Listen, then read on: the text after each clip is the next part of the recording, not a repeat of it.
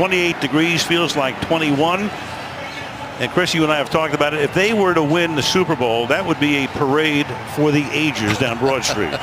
We might have to come back for that one.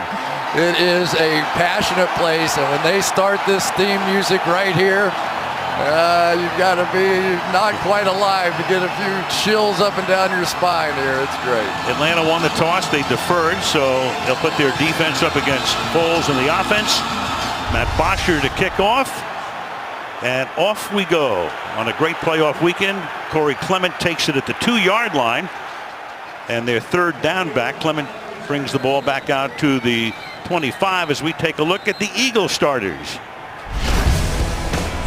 Nick Foles, Arizona. Jay Ajayi, Boise State. Alshon Jeffrey, South Carolina. Nelson Aguilar, Southern Cal. Torrey Smith, Maryland. Zach Ertz, Stanford. Halapulavati Vaitai, TCU. Stefan Wisniewski, Penn State. Jason Kelsey, Cincinnati. Brandon Brooks, Miami University. Lane Johnson, Oklahoma.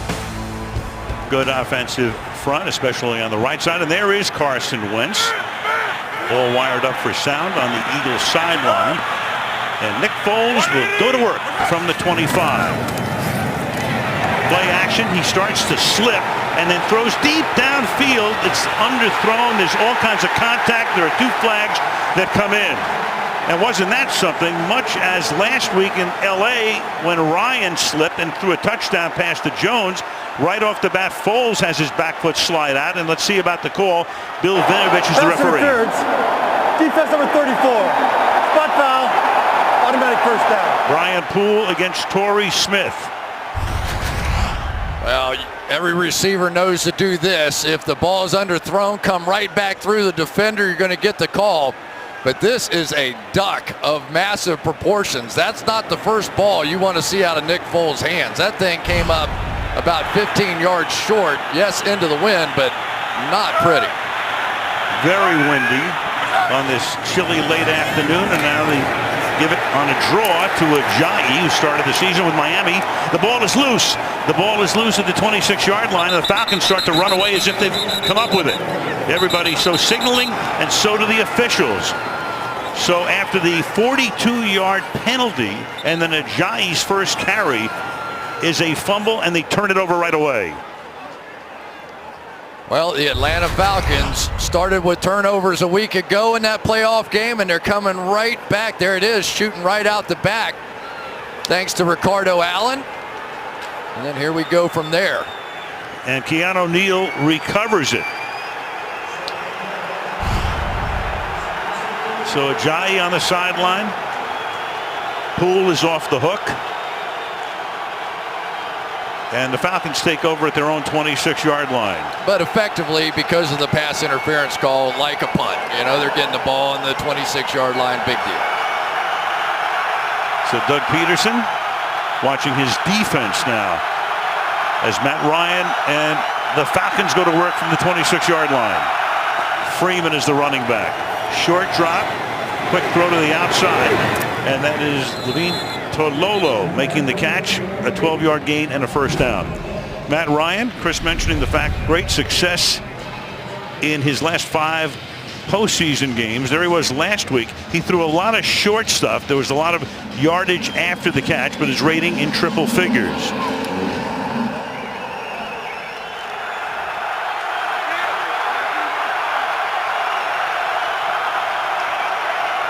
From the 38 to the outside. Freeman looking for space. Love that zone read to the outside as we take a look at the Falcon offense. Matt Ryan, Boston College. Devontae Freeman, Florida State. Derek Coleman, UCLA. Julio Jones, Alabama. Mohamed Sanu, Rutgers. Austin Hooper, Stanford. Jake Matthews, Texas A&M. Ben Garland, Air Force Academy. Alex Mack, Cal. Weston Schweitzer, San Jose State. Ryan Schrader, Valdosta State. Mack and Jones both going to the Pro Bowl.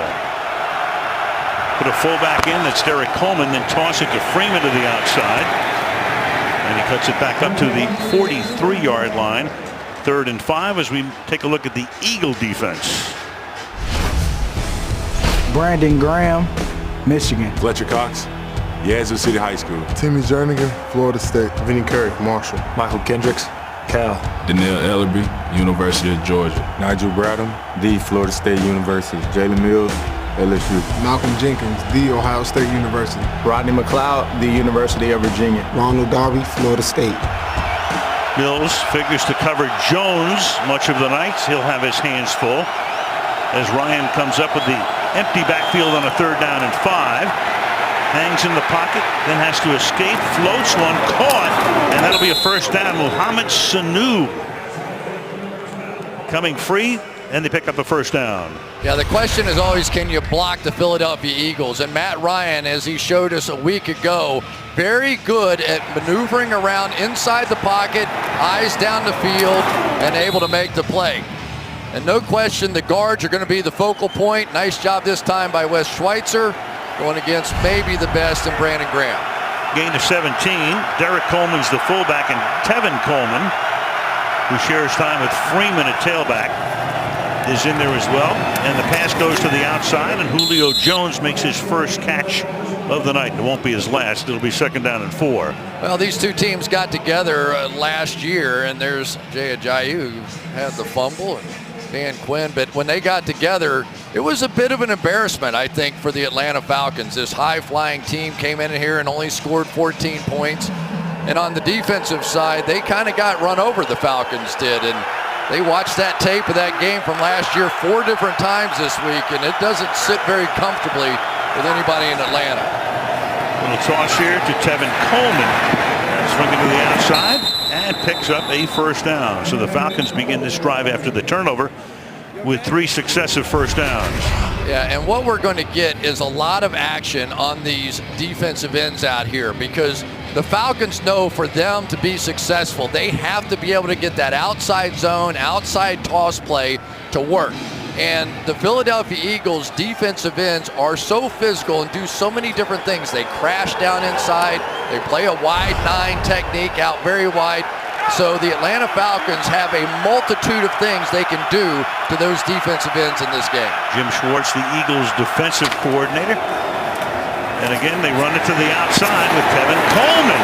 And he's going to pick up 12 yards and a 4th successive 1st down. Michael Kendricks knocks him down. So now this time a little bit different. Nick Williams in the game right here. He's going to fake like he's going there and get to the next level for that block, and they're able to get the ball outside one more time. So already we've seen the Falcons getting the ball outside, but they're doing it in multiple ways with their blocking scheme. Jim Schwartz figuring out a way to try to stop him after 4 1st downs. Ball is at the 17-yard line. Freeman back in the game.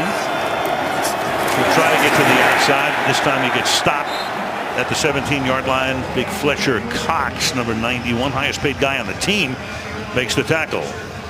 Well, there's always a question. Do you run away from Fletcher Cox, their best player, or do you run at him? And the feeling was, if you run away from him, it's just too hard for this offensive line to try and reach block him. Maybe if you get a double team block on him, you'll be able to handle him. Not that time. Eagles number 1 rushing defense in the league. 2nd down and 11. Ryan quickly to the outside, and that is caught by the tight end Austin Hooper. Tackled by Malcolm Jenkins.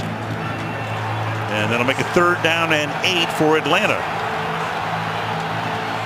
And I just love these moments in this stadium. It's a great championship scene, don't you think? I mean, playoff games here, they get the music going, and the crowd just electrified by it. Tremendous. Late afternoon, sun going down. This joint's been jumping for an hour and a half. 3rd and 8. Freeman and Coleman are in the game together, flanking Ryan with the play clock at 1.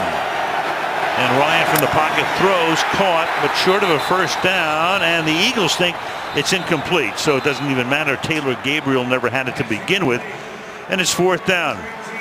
And in comes the 42-year-old place kicker. I mean, he's a trained killer, Matt Bryant, who has been phenomenal all season long. made 16 consecutive kicks, 5 field goals in the regular season finale. The wind is 6 miles an hour across the field. He had 4 in Los Angeles, including 2 from 50-plus last week. Matt Bosher to put it down. And a 33-yard attempt, which is the length of an extra point these days, is good. So they cash in off the turnover and take the lead. It's 3-0 Falcons. This divisional playoff game being brought to you by Volkswagen. Why settle for an SUV when you can have an SUVW?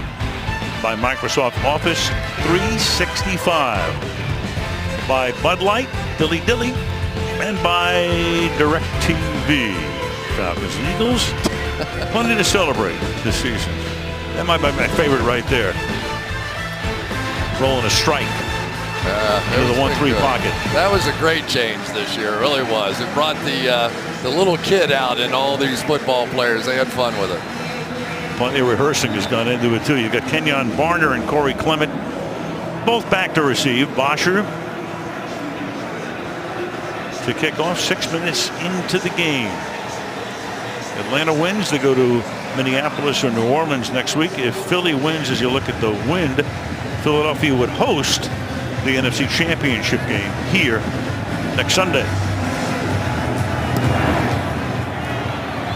Returnable, maybe, but not. Down in the end zone by Barner. And let's take a look at the Atlanta defense. Derek Shelby, Utah. Grady Jarrett, Clemson. Dontari Poe, Memphis, Tennessee. Brooks Reed, U of A. Devondre Campbell, Minnesota. Deion Jones, LSU. Go Tigers. Duke Riley, LSU. Desmond Trufant, Washington. Keanu Neal, Florida. Ricardo Allen, Mainland High School. Robert Alford, Southeastern Louisiana. Robert Alford, a pick 6 off Tom Brady in the Super Bowl last February. So Foles threw a deep pass that was short. Got a penalty call in his favor. Ajayi had fumbled. Here's Ajayi again getting stopped at the line of scrimmage. The last time the Eagles played in a playoff game, Nick Foles was the quarterback in this building 4 years ago against New Orleans. Since then, he's taken a circuitous route to come back here. Look at his numbers. Started the final 3 games. Of course, it was Wentz who was likely to be the MVP. Certainly was in the conversation had he stayed healthy. Underwent ACL surgery after getting knocked down in Los Angeles at the goal line. To the outside, and that pass is high. And Zach Ertz, it was the intended receiver, so 3rd down and long, 3rd and 10. Okay, this is not what you're hoping to see if you're Doug Peterson. The first one floats out of his hands, it's 10 yards underthrown, and this one sails over the head of Zach Ertz. Now, I understand you've got some nerves probably working out here, but this is a bit of an uncomfortable crowd right now. You feel the agita. Yeah. 3rd and 10.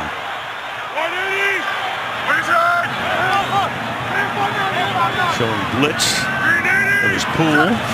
There he comes.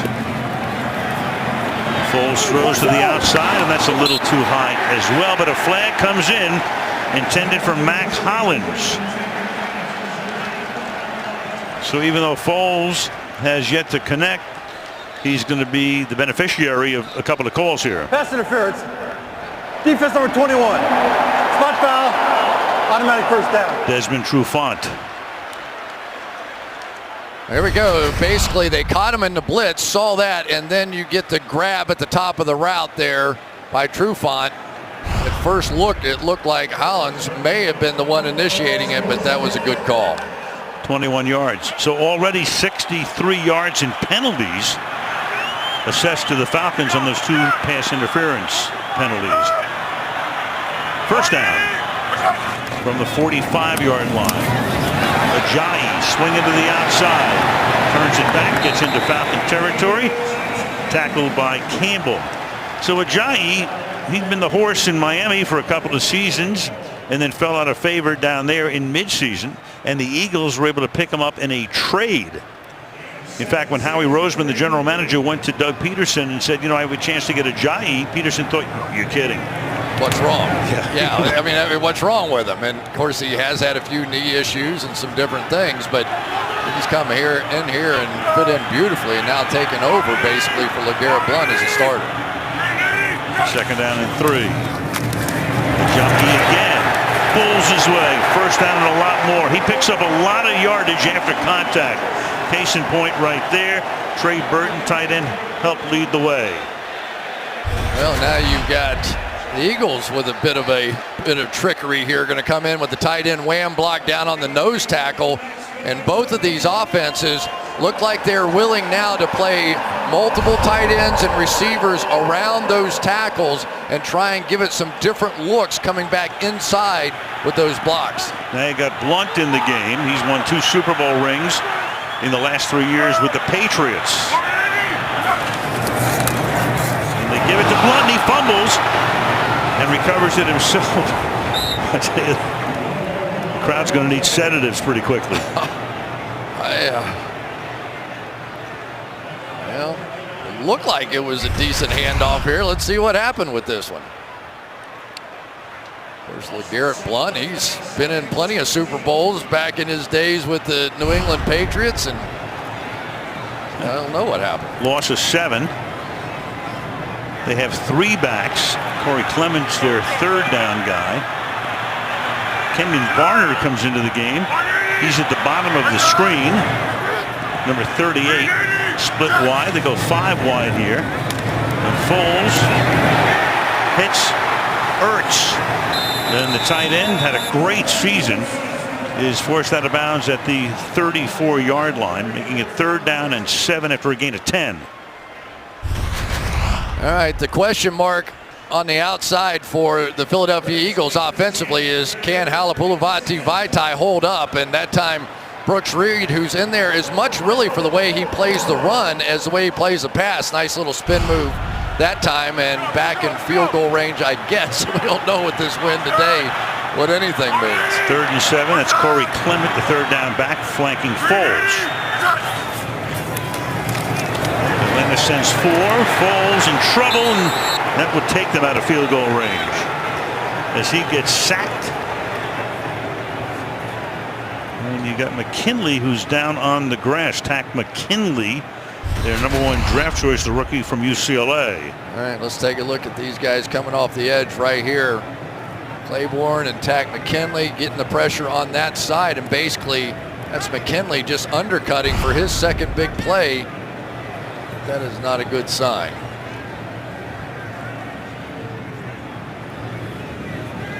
Stops the clock with 5:23. That sack by Claiborne. Back after this. Well, the night before the Super Bowl, the NFL's brightest stars come together to salute the best players, plays, and moments from the 2017 season. NFL Honors, February 3rd, 9 Eastern Time, right here on NBC. City Hall in Philadelphia. Now to South Philly, to Lincoln Financial Field. McKinley taken over to the table, hurt on the sack which was awarded to him, and now you've got Jones to punt. Donnie Jones to the 12-yard line. Andre Roberts makes the fair catch, and we're back in 30 seconds. Tina and Jeff Lurie. Jeff bought the team in the mid-90s. Had a lot of success, but that ultimate goal is still there. Can they do it? Can they get to the NFC Championship game? First off, with a win tonight. It's going to have a lot to do with those guys in green playing defense now. They need to do something to set this offense up. Give them some good field position. Give them a little confidence. Tevin Coleman is the back. Straight drop and then a quick dart over the middle. And breaking tackles and picking up 14. Breaking away from Malcolm Jenkins is Tevin Coleman for a first down. Well, just when you think that Matt Ryan is going to be under pressure, he steps up and does a little sidearm flip out to one of his backs. And these backs may well be the great equalizer against this defense. Going no huddle. but not necessarily hurry up. Couple of tight ends on the right side. From the 26, off play action, ton of time for Ryan. Throws a beauty to Jones. Big gain, covered by Ronald Darby, the former Buffalo Bill. Picked him up in a trade, and a gain there of 21 yards. Yeah, a terrific route this time against Darby, and you're going to see Julio Jones at the top of the route bring it back towards his quarterback, and by that you get greater separation. That's the kind of trust and feel, even though Julio Jones doesn't do a lot in practice anymore. He's had some injuries that have been an issue this year, but still the timing between those two, pretty special. From the 47, Ryan has started 6 out of 7. Little toss goes back to Coleman for a gain of about 5. Ryan to Julio Jones last week in Los Angeles. 10 targets, 9 completions for 94 yards, and that touchdown on that little toss into the end zone in the red zone. Career in postseason, take a look at that. 144.4 is very close to perfect. 80% completion, 6 TDs, no picks. The big thing they want to do is try and keep number 11 in front of them. As long as he's not going into the end zone, we feel like they have a great shot to win here. 2nd and 4, play action and rolling again, and the pass is incomplete. It's dropped there by Nick Williams, plays sparingly. It'll be 3rd down and 4. Yeah, and that is the role of Nick Williams. He's come in now as a blocker, and he's sort of that in and out runner, the quickness guy inside, and it wasn't good. But now here we go again, and this is the pass rush moment, because for the Atlanta Falcons, where they have issues is exactly where the Philadelphia Eagles are strong. At the guard position, Ben Garland, Wes Schweitzer in there are going to have to hold up against the likes of Fletcher Cox and Brandon Graham and others. 3rd and 4. Freeman is the back. Give it to him, and he gets taken down after a gain of 1, and it'll be 4th down. Fletcher Cox right there.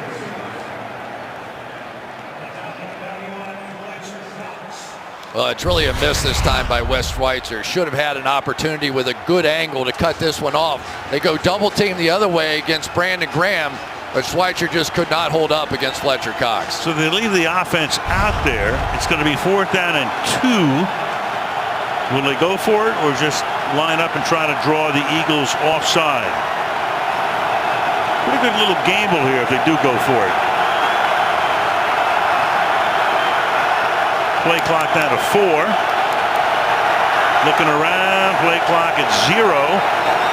And they just do get it off because of flag. It may have been delay of game. I don't know. Pass is incomplete. The play clock was at 0 and it was snapped. Here's Vinovich. Prior to the snap, delay game. Offense number 2. 5-yard penalty.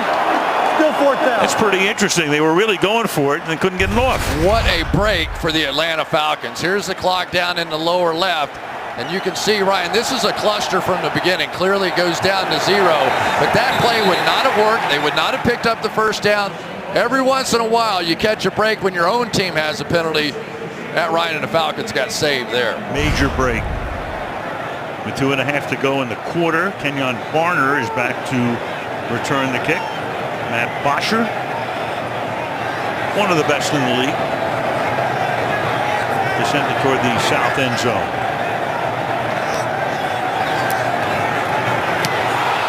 Ooh, very close. Fair catch call for made at the 14-yard line. Eagles will start from that spot. 2:12 to go in the quarter. 3-0 Atlanta. Live from New York, Saturday Night Live. Host Sam Rockwell, musical guest Halsey. That's tonight, later tonight on NBC. What a shot that is. Beautiful. Sunset, Philadelphia. Downtown right there. And now down to Lincoln Financial Field, home of the Philadelphia Eagles since 2002. Trying to get something started here. Foles 1 for 2, but it's on 2 passes on which he has gotten pass interference. Starts this drive from the 14. They'll start on the ground, and Ajayi has a lot of room, and then Volks for a first down. Tackled by Brooks Reed. One of the things you're going to see the Falcons do is reduce these linebackers because they're trying to protect Deion Jones. You'll see why. This time, Halapoulivaati Vaitai gets up on number 45, Deion Jones, those linebackers, and able to push him backwards, give him that sort of vertical push. They'll be attacking there just like they did a year ago. Love it. You got that name down. That's great. Just took a shot. Yeah, there you go. You won the lottery. Look at this again. Ajayi bouncing his way like a bowling ball for a gain of 9.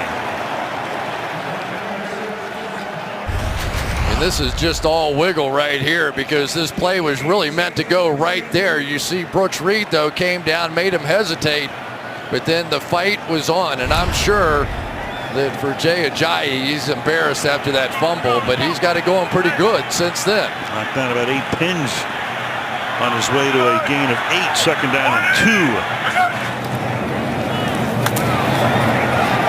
To him again. And there he goes to the 39-yard line. Ajayi has not played since week 16. They gave him week 17 off in the bye week, so he should be very fresh, and he looks like it now. Well, watch the center here, Jason Kelsey, come out. He's going to meet Deion Jones in the hole that time. Ajayi saw it and cut right behind it. The guy out there on the end, Halapoulivaati Vaitai, is getting that job done as well and just takes Derek Shelby to the ground. Final half minute of the quarter. Play action.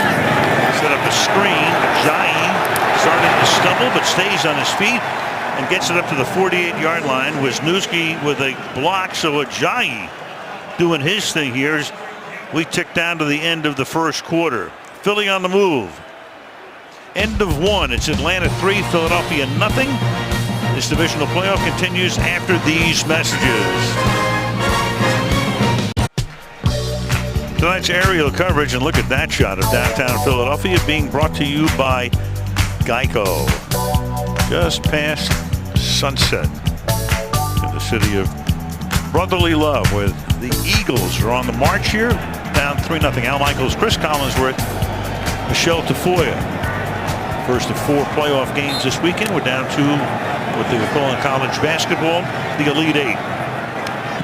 And then down to 4 next weekend before the Super Bowl. In 3 weeks in Minneapolis. Second and very short. If you wanted to risk it and take a shot here, you certainly could. Give it instead to LeGarrette Blunt.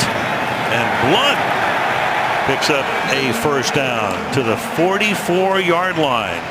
Doug Peterson got the job here last year, took over for Chip Kelly, and the biggest difference would be Kelly was all offense, and the defense was on the field so much. It's a complete turnaround. This year they led in time of possession. They used to finish last in time of possession. I'll tell you what, his offensive line's taking over this game right now, isn't it? For the moment, Wisniewski is out because he lost his shoes, so Chance Warmack comes in at left guard to the outside. That pass is caught there by Torrey Smith. Peterson went down to Austin when Doug was on Andy Reid's staff here in Philadelphia. He went down and he scouted him, so he knows him well. He was with him in his rookie season. And then Chip Kelly came in, and Doug went with Andy to Kansas City and gets the job last year. Wisniewski is back. Clement is in the game. Burton goes in motion on 2nd and 4. To the outside, it's Clement, undrafted rookie, picks up a first down, tackled by Alford. You go back to 2013, he had an otherworldly season, at least in terms of the numbers. Replaced an injured Michael Vick. 27 touchdown passes, 2 interceptions. Unheard of. 119 rating, threw 7 touchdown passes in a game at Oakland. And he threw them all in the first 3 quarters. They took him out of the game. It was a rout. You have to give Doug Peterson a lot of credit here as the play caller. I think he's got his quarterback back in the game. He came out A little shaky in the first quarter. They got the running game going. Now they're going play action, hit an early screen, a couple of balls into flat, and you can just sort of see Nick Foles taking a deep breath, relaxing, back in the game now. Atlanta taking the timeout. Foles had been after Philadelphia with the Rams both in St. Louis and then in Los Angeles briefly when the team moved, and then he went to Kansas City as the backup last year. Signs here as a free agent in the offseason. This offense now a bit of the blend of what he did in that 27 touchdown, 2 interception year and what they've done all season with Carson Wentz. So McKinley, who had the sack, was shaken up but back in the game. And this is Ajayi, and he's going to break a tackle in the backfield. Gets away from Keanu Neal and is able to pick up a little bit of yardage, 1 yard in fact, to make it 2nd down and 9. You know, it's interesting, Al, talking with Nick Foles about this whole thing. He said, you know, I'm a basketball player at heart. That's where he really started.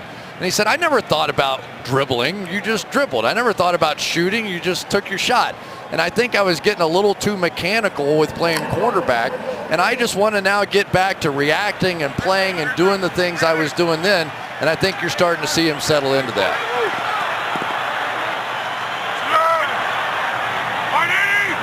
On 2nd and 9. Foles escapes a sack, then throws right on the money for a gain of about 6 to Brent Selleck, one of their 3 tight ends. Good group there with Ertz, Selleck, and Trey Burton. 3rd down, 3rd and 3. A lot of times you have to have one guy that can single block someone on the outside. On this offense, that someone is Lane Johnson. Nice job on Takk McKinley there. And for Nick Foles, now he's stepping up. Now his eyes are moving around. Now he's starting to see the field. So many times when you're nervous to start a game, your eyes can just get focused in one place. And as you begin to relax, your eyes begin to see the entire field much better. He's 5 out of 6 for 38 yards with 5 consecutive completions. And now look at that play to Aguilar, who takes the handoff and makes it a 1st down and goal. Beautiful design. Stopped by Allen after a big gain of 21. Hey, how about this? They're going to fake the toss this way and hand it off that way, and watch this fast flow Atlanta Falcons defense all taking off that way except for Brian Poole, who had Aguilar in man coverage. Love that play. You don't see that very often. Fake the toss and then an inside handoff to a guy coming around.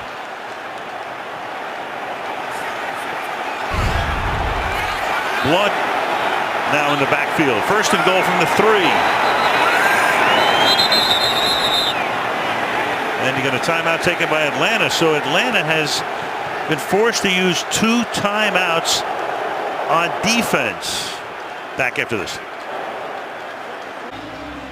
This season, the Eagles 3rd in rushing, 132 yards a game, already 80 today. In the early stages of the 2nd quarter. Jason Peters, the all-pro left tackle, lost him in mid-season. They've had their share of injuries, but have been able to, for the most part, withstand them. Of course, you've got the big one at quarterback, but right now Foles has them moving. 83 yards in 10 plays, 3 tight ends. Their tight ends have caught 14 touchdown passes this season. And Foles is rolling and throwing, and it is knocked down. It's incomplete. It'll be 2nd down. Derek Shelby, number 90, got his hands on it. 2nd and goal. Nicely played by Shelby on in the line of scrimmage. This one had a chance. Play call surprised me a little bit. They've been running the ball so effectively. I just assumed they were going to pound it in there. This is the #1 red zone scoring offense in the National Football League, and Dan Quinn said they're so good we spent a day and a half just on red zone. LeGarrette Blount, who certainly knows his way to the end zone, is the back. Give it to him. Tries to pull his way in and gets to the 1-yard line, where it'll be 3rd down and goal. Well, one of the things that this Falcons defense has prided themselves on this entire season from opening day on is finishing in these situations. Yes, you're going to give up some big plays. They did last week against the Rams, but they made a goal line stand. And this moment right here for the Falcons, it wasn't a pretty drive. They've gotten run over basically here. But if they can make a play here, they're right in the game. 3rd and goal, bringing their 3rd down back. Clement. Aguilar in motion, comes back the other way, and that's a fumble, and then Foles comes up with the ball and takes it to the end zone for a touchdown. Wow, did they get away with one. Collisions in the backfield, ball comes loose, and in they go. This thing's messed up from the beginning. The handoff never does get in there.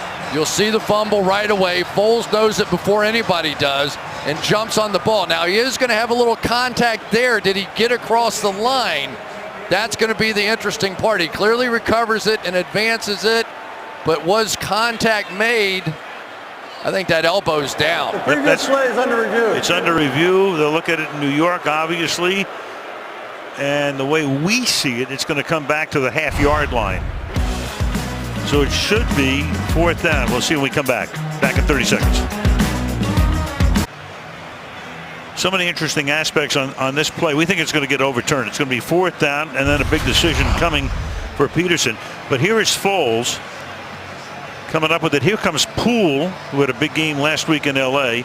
Clearly he makes contact. I'll tell you, among the things that I'm very surprised at, you've got Blunt, you've got Ajayi, you bring your 3rd down back in and run him up the middle.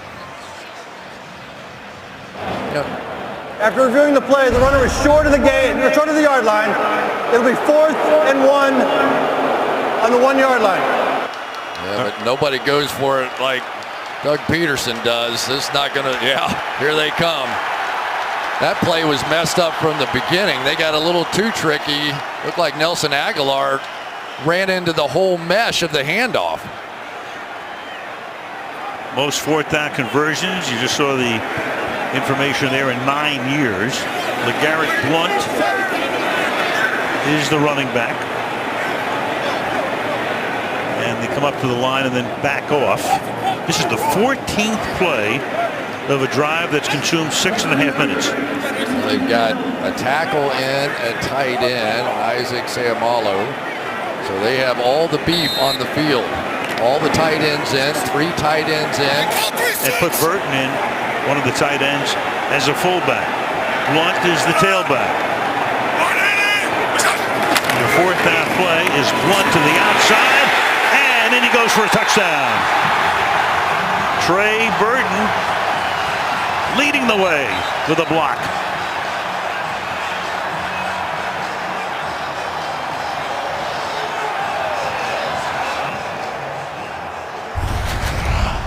Tremendous all the way around. Brandon Brooks, but then the clincher there. Trey Burton, now, as you called it, you just could not have executed that play better. So LeGarrette Blunt, who had 18 touchdowns to lead the league with New England last year, had only 2 rushing during the regular season. Puts it in on the 14th play of the drive to give Philadelphia the lead. Jake Elliott for the extra point and hits the upright, and he's no good. Missed it. So Elliott, who has had a good year. Big field goal against the Giants early on, misses the extra point. 6-3. This divisional playoff game being brought to you by Mercedes-Benz, the best or nothing. By Progressive Insurance, handing off big savings to you. By Verizon, the most awarded network ever. And by Coors Light, whatever your mountain, climb on. Images from last week's wild card game. 4 teams advance, 4 teams go home. This weekend, same thing. So that Eagle offense, Jeff Stoughton, the offensive line coach. His guys doing yeoman work. Some help there at the end from Trey Burton, who's been a force as a receiver and also as a blocker. And this kick will be taken in the end zone. 2 words are cliches in sports and in football: momentum and confidence.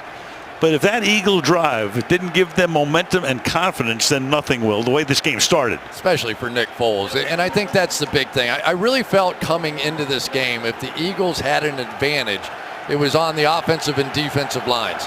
And that's a pretty good spot to have an advantage when you're talking about playoff football, a windy day, a cold day, and you saw it play out on that drive.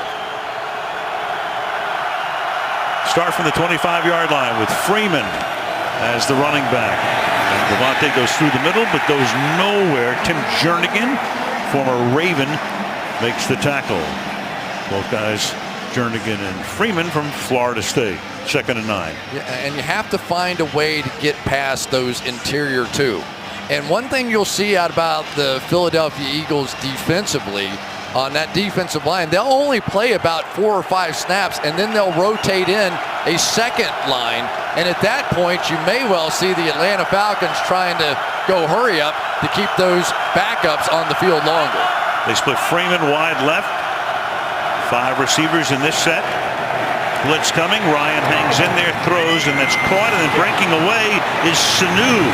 Sanu hurdles his way out to the 49-yard line. Broke away from Darby for a 24-yard gain. This is the reason you follow the quarterbacks, right? Blitz coming here, and so immediately Matt Ryan knows he does not have it blocked. There is one more guy rushing from the right side that he can protect, get the ball out quickly to Sanu, and then this is the advantage, or one of them, that the Falcons have. Big, strong wide receivers that can break tackles in man coverage and make big plays down the field. Ryan 7 for his first 9 for 97 yards. Off play action. He's going for it all. Deep downfield, it hangs up in the air, and it's Jones who winds up as the defensive back as Mills is there ready to intercept it. So Julio was able to bat it away, make it incomplete. 2nd down and 10.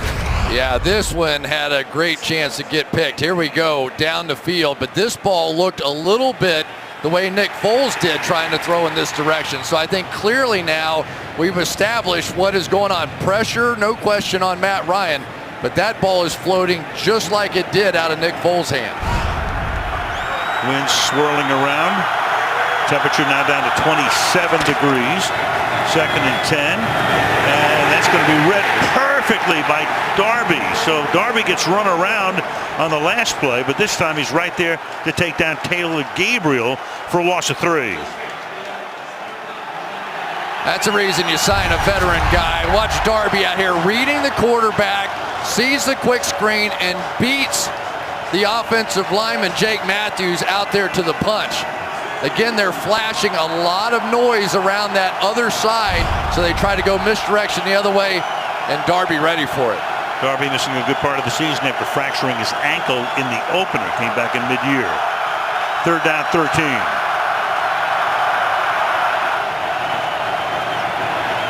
Ryan right over the middle.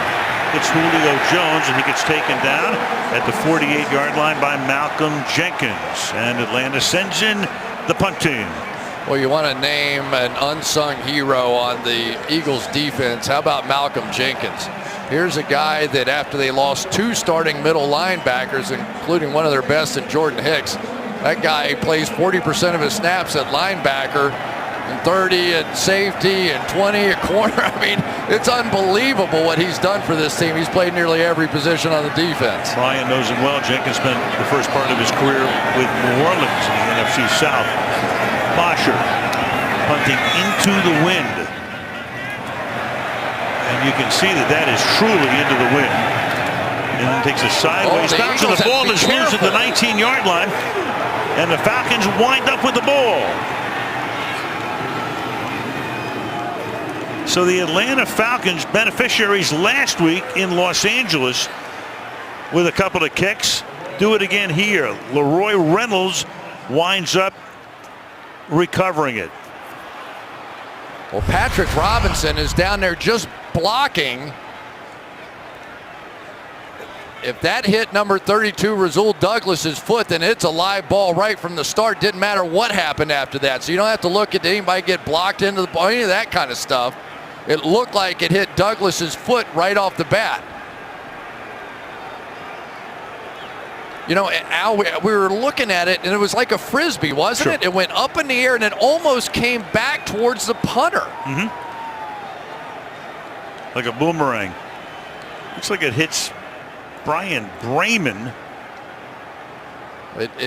Regardless, it hit 2 Eagles before it was recovered by the Falcons, or at least one. It's a turnover, which automatically gets reviewed. As you know, there it is off the foot.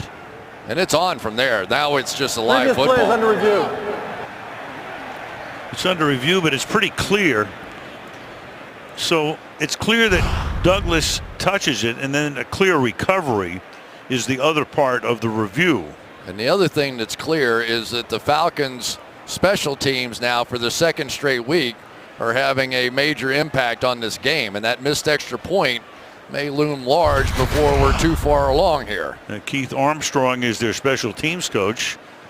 Some teams have had their eyes on him as a potential head coach. That's Patrick Robinson. It's off his foot. And then off Brayman. You don't get any extra points if it hits 3 of them first. But you've never seen that before. I think that's about as clear as it can be unless there's something we're not seeing. And Reynolds is the guy who winds up with the recovery. So that was only a 30-yard punt. It's amazing. It's the job of the punt returner to scream out some keyword, Peter, whatever their keyword is, to let everybody know you got to run away from the football. And you'll see it's exactly what Barner does here, but you don't know, is he screaming? Because that signal, if you're blocking, doesn't help, and he's got that big mouthpiece in. You wonder if they could hear whatever it was that he was saying.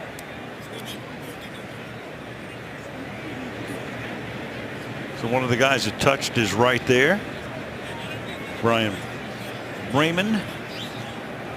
There's Robinson hitting him first.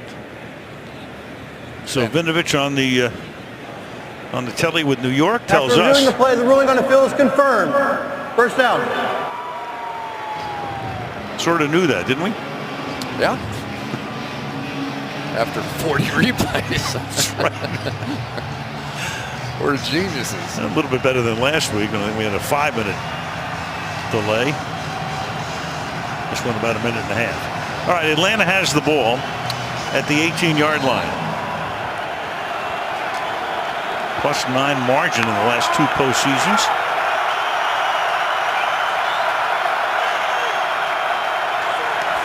Tevin Coleman is the back. Ryan fires over the middle into the end zone, and it's incomplete, but a flag gets thrown as Sanu looks around for the flag. McLeod and Darby were both there covering on the play. McLeod coming over the top. Yeah, if the hit is to the head or neck area, whether it's a forearm or a shoulder or a head. Defense number 23. 15-yard penalty. Automatic first down. That is McLeod. So clearly not pass interference. Then there's the helmet-to-helmet contact there. Clean play, nice play by McLeod, but the contact to the head or neck is going to cause that one to be moot. It's so hard. Those safeties are so hard. I mean, you're breaking on the ball. The receivers going down for the football, but we understand the whys, right? The why is safety, and the why is more important. I'm with you. Eagles almost jump, get back on side, swing to the outside, going nowhere is Tevin Coleman. Malcolm Jenkins coming up from his safety spot to knock him down. It'll be 2nd down and goal. Well, there you go again. There's Malcolm Jenkins in that hybrid role one more time, fighting off the block of the tight end and able to get up and squeeze that one back inside. He is something special. He really is. He's a guy that, I remember him back in New Orleans, they said, boy, you think Drew Brees studies all the time. You got to see Malcolm Jenkins. He never leaves this place, and he is the leader of that defense in so many ways. 2nd down and goal now from the 13-yard line. 6:45 to go in the first half. Ryan going to spin away. Flag is down. Pass intended for Jones, broken up by Jalen Mills. Flag is down at the 1 yard line. Boy, that was lucky for Matt Ryan. That looked like it was thrown to Jalen Mills. Prior to the pass, holding, defense number 31, 5-yard penalty, automatic first down. That's why it looked like it was thrown to Jalen Mills, because of the hold. 1st and goal. Let's take a look on the outside. There's hold right there when he felt like he got, but the funny thing was he was going to play a trail technique. He was playing behind him, so he didn't need to hold. At that part of that technique, you let the guy run in front of you and force him to throw some jump ball to the back of the end zone. So an unusual decision. It was 2nd and 13. Now it's 1st and goal after the 5-yard penalty. Off the fake, Ryan with space and time and throws incomplete at the goal line. I have no idea why Matt Ryan didn't throw this touchdown pass. It's right there. It's right in front of him. You're going to see from the backside, that's Levine, Toilolo, and Austin Hooper. And look, he's right there. And he wanted more. He wanted something in the back of the end zone and didn't take the obvious target that was right in front of him. And that is always the first read. Every bootleg play, if that pops wide open, you take it. That was a touchdown. Bradham closed quickly on him. 2nd down and goal. Freeman, the running back. Freeman through the middle to the 6. Setting up a big 3rd down and goal. Fletcher Cox makes the tackle. Well, they had to deal with Aaron Donald a week ago in that playoff game, and now you get those probably 1-2 with Fletcher Cox, and they are having a really tough time with Fletcher Cox inside. 3rd and goal from the 6.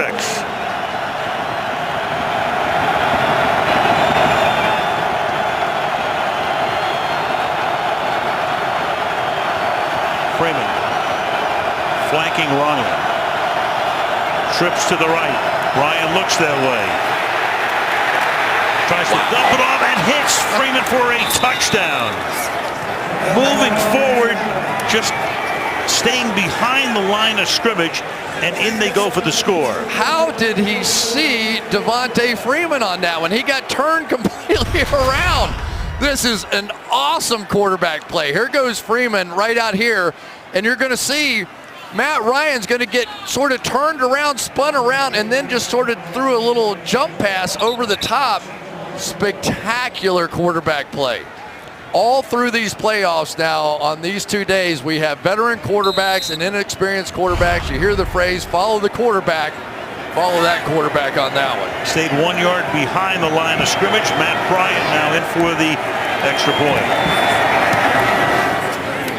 And the Falcons have now capitalized on 2 turnovers for all 10 of their points. 5:41 left in the half.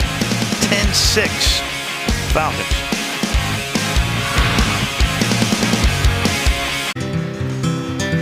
Matt Bryant is a Philadelphia boy. That's where he went to high school. William Penn Charter School. Tremendous athlete there. Spectacular high school career, and then it was on to Boston College. And then he got picked in the draft of 2008 in the 1st round. And he has been their guy for a decade now, 10 seasons. You just saw as good a play as we've seen this season in a big moment. Folks still live in the same house in which he grew up nearby. Barner squeezes through. Kenyon Barner out to the 30-yard line, and we go back to the TD.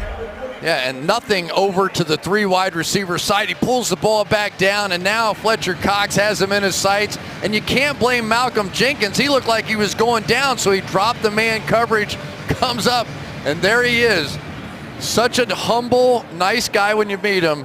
But what does Dan Quinn say? You don't understand. There is nobody that playing in this league that's more competitive than that guy right there. Took him to the Super Bowl last year, trying to get back in 3 weeks. LeGarrette Blount is the running back. He will go next to nowhere. Helping to break up that play is Ricardo Allen for a loss of 4. Wow, you don't see Ricardo Allen down around the line of scrimmage that much. That's usually Keanu Neal's role, but that was pretty slick right there. He just shot right through the gap and made a play. Worked his way through traffic to make it 2nd down and 14. Yeah, and that takes away a little bit of those run options. There's Marquand Manuel, who really has done an incredible job. Top 10 scoring defense, top 10 in yardage. First time they've been that in like 30 years. 2nd and 14. Foles throws. It's Clement for a nice gain out to the 36-yard line to make it 3rd down and very manageable right now. Gain of 11, 3rd down and 3. Yeah, and one of the things we saw last week out of Atlanta were key tackles out of the secondary. And that was a big one there too. When you're getting in the open field, very difficult to try and bring down those slick backs. Able to pull it off there. Poole had a nice game last week. Great form tackles in the game in Los Angeles. Clement stays in the game on a 3rd down and 3. And takes the pass. Can he pick up the 1st down? Yes, he can. Neal was right there, and Clement forced his way past the sticks to move the chains. 1st down. Boy, Frank Reich likes that guy, doesn't he? Corey Clement. He said, you know, he's one of those guys that we thought could end up being pretty good. I think he's going to be good on 1st and 2nd down. Keanu Neal, one of the best tacklers on the Falcons team, unable to bring him down short of the sticks. Clement getting his shot this year when Darren Sproles got hurt early in the season and was lost for the year. The 41-yard line. And there is Neal crashing down to stop him. No gain. 2nd down. Yeah, I don't think Keanu Neal liked that last play very much. Here he is right here. He's going to shoot the gap just the way his running mate Ricardo Allen did the last time. Make a play in the backfield. This is an 8-man front. You play the Atlanta Falcons, you play Seattle, you got to deal with that 8th guy. And on the Atlanta Falcons, it is Keanu Neal. 90% of his snaps within 8 yards of the line of scrimmage. He's effectively another linebacker down there. 3 minutes to the half. Pass is caught by Aguilar, and he gets wrestled to the turf by Deion Jones at the 46-yard line, making it 3rd down and 4. Here's one of those run pass options, RPO as they call them. You're going to see a read right here. Once you get that linebacker flowing there with the running back, Nick Foles just going to pull it down. Chip Kelly probably taught him that one a few years ago. And able to make a nice play. And you can say that Nick Foles now is settling back into this football game. Foles is 8 of 10 for 59 yards. 3rd and 5. Looking downfield, throwing, and a little too high. Couldn't hit Trey Burton, who had sprung loose, and it's 4th down with 2:15 to the half. Ouch. That one hurts because Burton is going to pop wide open on this flag route right here. Makes a nice move on Neal, is wide open. And Foles just a little bit too much of a line drive. There are so many times you just have to put a little air under that thing and a little margin for error for your receiver who just ran a great route for you.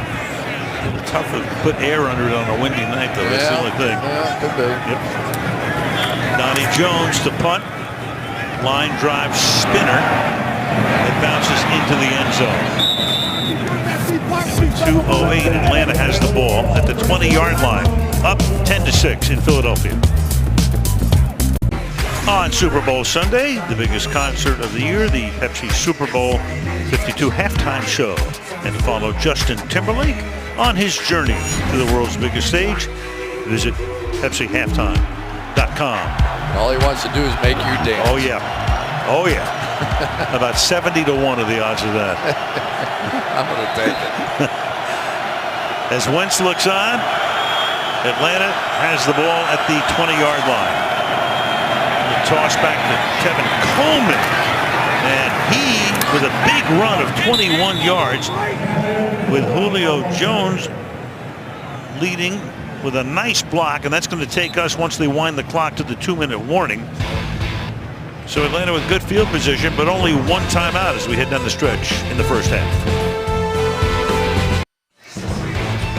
Toyota halftime coming up. How the Eagles, exploits the Falcons D.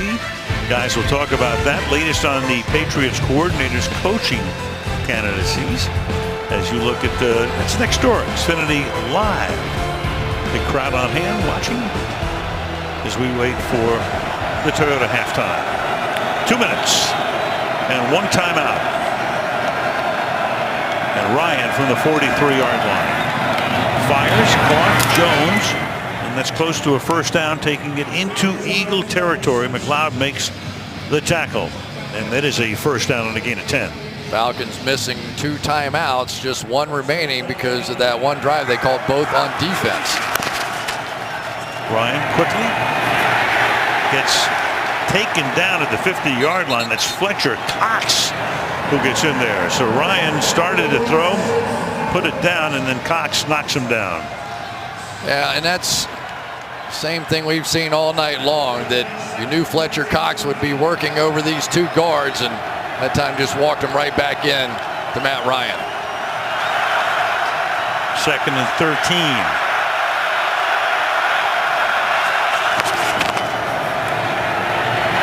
Ryan to the sideline, and it sails incomplete. Intended for Jones, covered by Darby. 64 seconds to the half, and a 3rd and 13 upcoming. Now, Julio Jones has certainly been the guy for this football team, and for Darby and Mills, they knew that was the matchup. The one thing we have not seen so far, the Eagles have struggled a little bit this season with double move plays, and especially of late. But right now they're playing a little bit more zone defense, not quite as much man-to-man stuff, so those opportunities not there. Go 5 wide, split Freeman out, bottom of the screen. 3rd and 13, they hit Freeman, and Freeman now backs into his own territory, and a bunch of green shirts knock him down at the line of scrimmage. Corey Graham is there, and it's 4th down. And now the Eagles will take their first timeout. All right, less than a month, the world comes together for the Winter Olympics. For the first time ever, live coverage, coast to coast, begins February the 8th, followed by the opening ceremony the next night, February 9th, right here on NBC, where you can see it all. So right from the Super Bowl right to the Olympics, right? Yep. Mike Tirico making his final appearance stateside before he heads that way. He does, yeah. Bob Costas watching from his lair in Southern California. And very happy. It's such yeoman work, obviously, over the past many Olympic Games. Bosher now to punt with 55 seconds to halftime.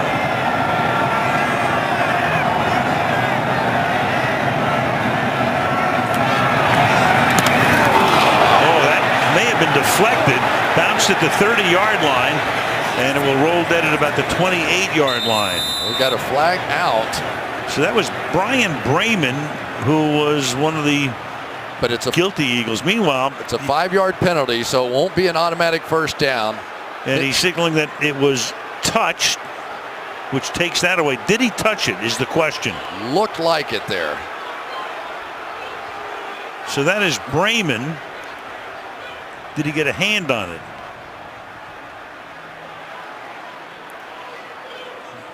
Another angle here.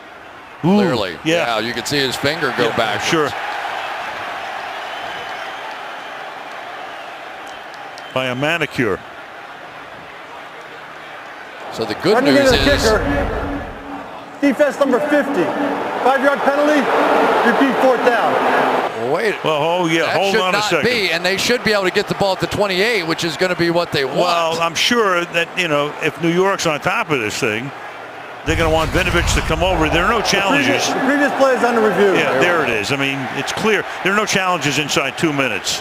So New York had to stop this, and especially after they saw that one angle. But that was a big play because you don't want them punting that again and pinning you down inside the 10-yard line. Right now, the ball on the 28, you get an opportunity to play a little offense. No question.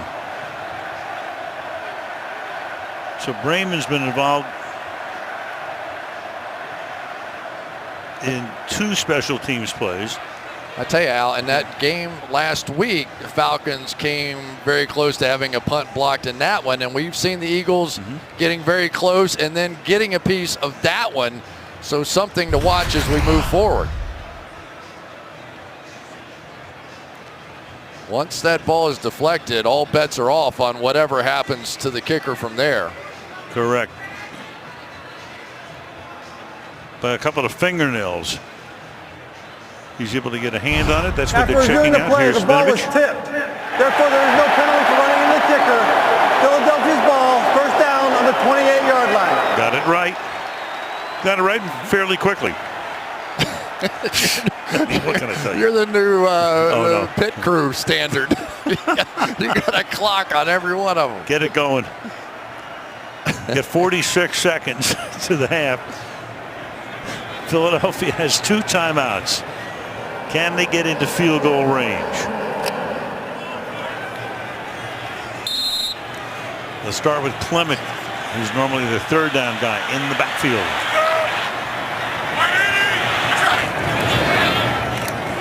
Foles will send it to Clement. Clement takes it up to the 35-yard line, but the clock keeps on running. Do they want to take a timeout? The crowd's calling for them to take a timeout. It's going to be second down and 2 and wasting just a ton of time here. All the way down to 22 before the snap, and now what?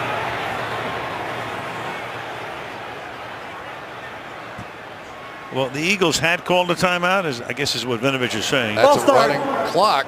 Offense number 72. 5-yard penalty. Still second down. Philadelphia has elected to take a timeout instead of a 10-second runoff. So that would have been the runoff, but they can take the timeout. So that was a big penalty. Yeah, a big penalty, and I'm surprised they didn't call the timeout right after he stayed in bounds on the first down play. Yeah, and you can go right back to the play call itself, you know. Wow, that's a big turn of events right there for Philadelphia when they started to look like they had a little momentum working. So now Elliott, hopeful of getting a chance to kick a field goal. Here's the comparison amongst the 2 guys. Again, Ryan with 5 consecutive postseason games in triple figures with a rating, and he's at 109 right now. Foles got off to a very shaky start. Not a lot of yardage, but completing 75% of his passes. Second and 8. You have a big receiver in Alshon Jeffrey if you wanted to try and get one down the field. Foles gets it down. He'll look out, and it is deflected and caught by Torrey Smith. He gets to the 50 only, and now they're going to have to take their final timeout or clock it, and they do. They take a timeout here. So that was deflected by Keanu Neal and then volleyball back to Torrey Smith. And final timeout. Completely misjudged it, trying to make the interception. I think his knee shot it back the other direction. Well, we are in Pennsylvania. It wasn't quite the immaculate reception, but very bizarre. It hits his knee and shoots it back in play. Wow. So now they are at midfield. They have 12 seconds. Need about 15, 20 yards and get out of bounds or clock it if they have enough time to do that. That's going to be tough. Yeah, the Falcons here basically have to keep them in bounds. You keep them in bounds and keep them out of the end zone, it's going to be very tough to get off another play. Foles dancing around, fires to the sideline and overshoots everybody. Jeffrey was there. That took 5 seconds. You're down to 7 ticks right now. Boy, that's got to be careful. No pass interference there too, because that would have been brutal. Would have given them a chance to kick that field goal from right there. Didn't think it was. I thought it was Brian Poole going up for the football, which he has every right to do. But you never know. When you get down to crunch time, you see really the issue probably was going to be more of Trufant coming over the back. They send Julio Jones back to play defense here. Guarantee that he won't hit it with his knee. Foles to the sideline, caught, and there's 1 second on the clock as Jeffrey steps out of bounds, so there's 1 second, and they can send in the field goal group. So Elliott comes in. Elliott in week 3 kicked a 61-yarder against the Giants to win the game. Let's check the play clock here. Good call. Yeah, the game clock just at 1 second, so here we go. So this one, 53 yards for Jake Elliott, a rookie. Been with them since week 2, and Elliott, who has missed an extra point, bangs one through. What a turn of events after that ball was kneed by the Atlanta Falcons. Crazy stuff to end the half. Look at that. Spinning through the wind. And over. So we go to the half. It's Atlanta 10 and Philadelphia 9. Coming up next door at halftime after these messages from your NBC station.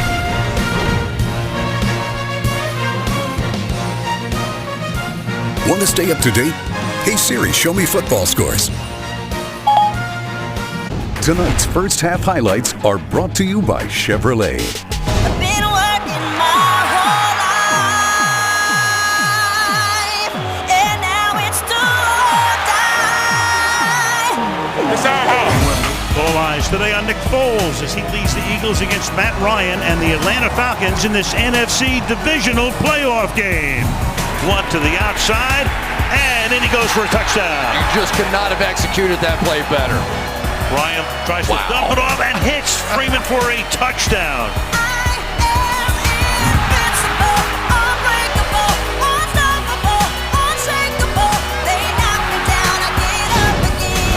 Chevy has earned J.D. Power Dependability Awards for cars, trucks, and SUVs. And back in Philadelphia, plenty of crazy stuff in that first half. Atlanta leading 10-9. Winner advancing to the NFC Championship game next weekend. Take a look at how the quarterbacks are faring. Ryan with that 1 touchdown pass. Foles, shaky start. Playing better from about the middle of the first quarter on. 5 straight playoff games with a touchdown for Devontae Freeman. And Atlanta 3 special teams takeaways. 2 last week against the Rams. 1 here tonight. Jake Elliott, that 53-yard field goal, was the longest by a rookie in playoff history, coming at the gun to end the first half. Al Michaels, Chris Collinsworth, Michelle Tafoya. Winner advancing. Philadelphia, if they win, stay here to meet the Minnesota New Orleans winner. If Atlanta wins, off they go to Minnesota or New Orleans as the kickoff is fielded by Andre Roberts at the 11-yard line.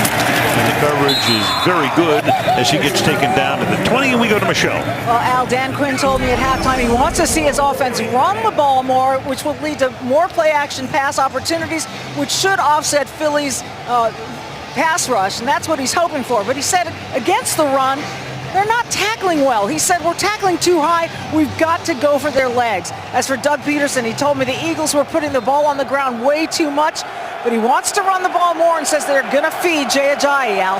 Yeah, I'm surprised they didn't go to him more often in the first half after he had carried 8 times for 50 yards. We'll see more of him, but right now we'll see more of the Atlanta offense.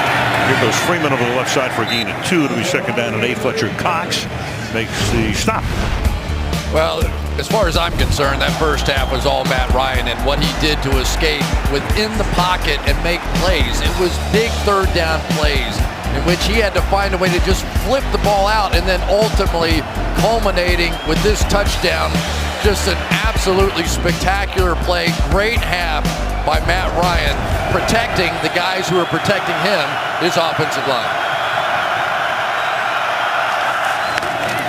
Ryan on second and 8. Look out. Gets it away. Freeman makes the catch as Ryan goes down. And then slipping on the turf is Freeman. Otherwise, he would have had a lot more. Instead, it's only a gain of 2, and it'll be third down and 6. I don't know how you put this in the hook shot category. Watch this. He's going to just flip this thing out over the top. But he's going down. He's under pressure, and he just sort of gives it a hook shot. And at least they pick up something out of it.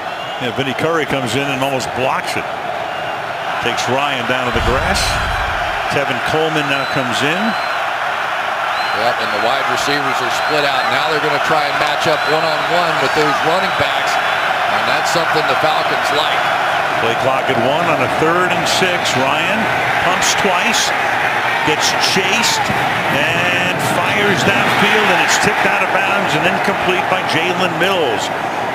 So the Philadelphia defense creates a 3-and-out on the first drive. Well, he's looking for Julio Jones right here, but let's give some credit on the outside. That's Darby again, matched up with him, and then it's going to be his running mate, Jalen Mills, I think, who comes all the way across the field and ultimately tips that one away when it had a chance as well. Bosher now, his 3 punts have averaged 29 yards. Windy night, for the most part kicking with the wind, even though it's swirling here.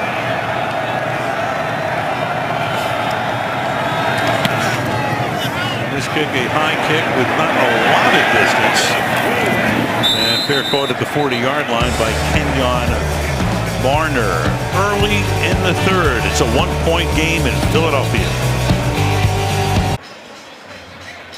During one drive, it was that offensive line that really took over this game, and they're going to have to get back to that. We see a couple of different blocking schemes, little tight end wham coming down, but look at the way they were able to get to the second level against those linebackers, pull out and around with Lane Johnson.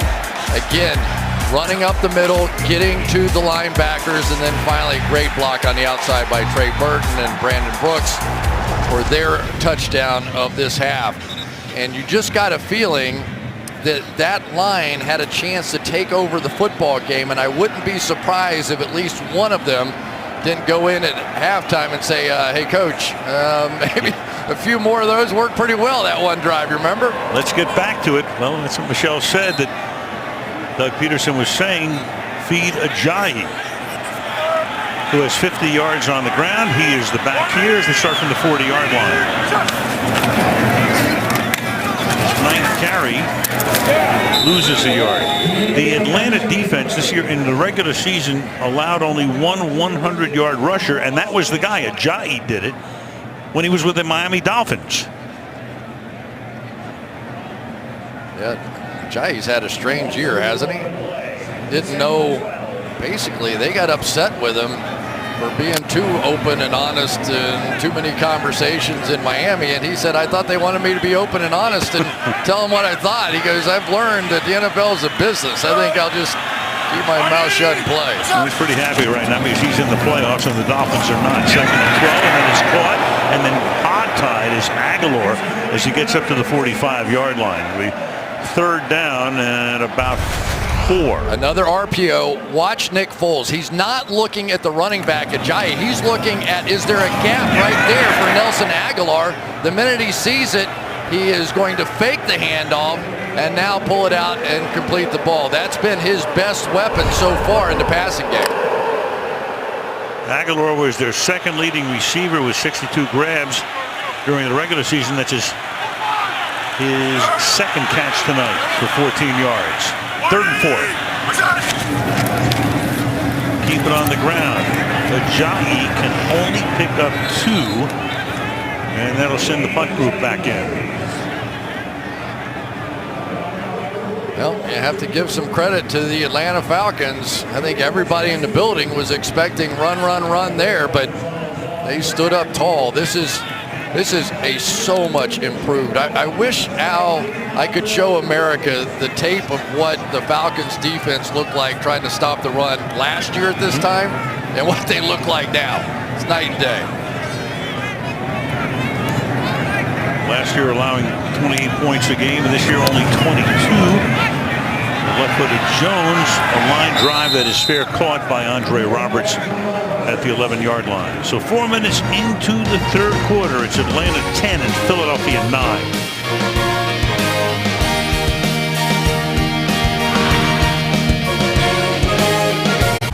Well, the NHL season just about the halfway mark means it's time for the All-Star Game. And the All-Star Game this year to be played in Tampa. You will see it Sunday, January the 28th on NBC. Philadelphia Art Museum. Don't see Sylvester Stallone tonight. The Flyers cap on there. Honor their hockey team that won 2 titles back in the 70s. Eagles looking for their first Super Bowl championship. First things first, as Atlanta starts from the 12-yard line, and Tevin Coleman swings to the outside with a ton of room and gets bounced out of bounds by Jenkins at the 30-yard line. Yeah, here's exactly how they started the game now with these tight ends over here. Let's block and let's bring somebody around here, but let's mess with these defensive ends. They're too good to just let them play one-on-one against your guys. So now by scheme, you're seeing Steve Sarkisian starting to come up and go back to the plan that was working well on that one drive.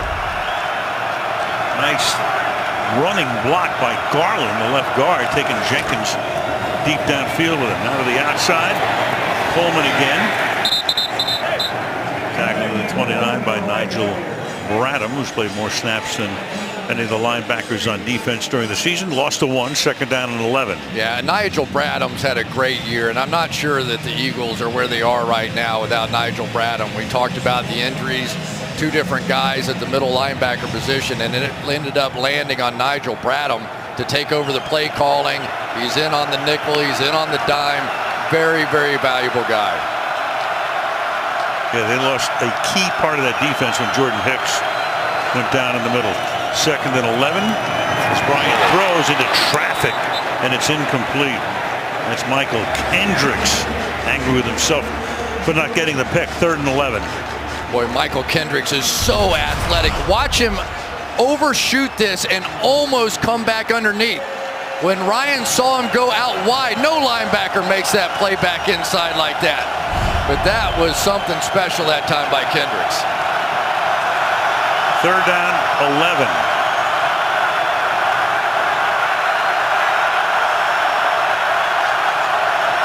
Crowd back at full throat.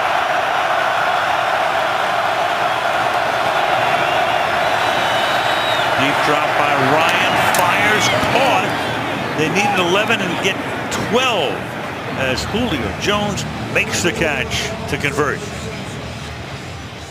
Julio Jones with a corner stop right there. Watch him. He's going to run right at the cornerback down the field and stop and come right back short of the sticks. That's a veteran route, though. He went up to about 14, 15 yards, but he couldn't have done it if not for that pass protection. That was very good there on that 3rd and long. 5 catches, 55 yards for Julio Jones. 41. 2-yard gain for Freeman. Julio Jones, 7th season. Boy, they mortgaged the farm to get him in that draft. Per game, regular season 95.3, highest. Postseason 104.7. Minimum 5 games. That is the highest in the history of the NFL.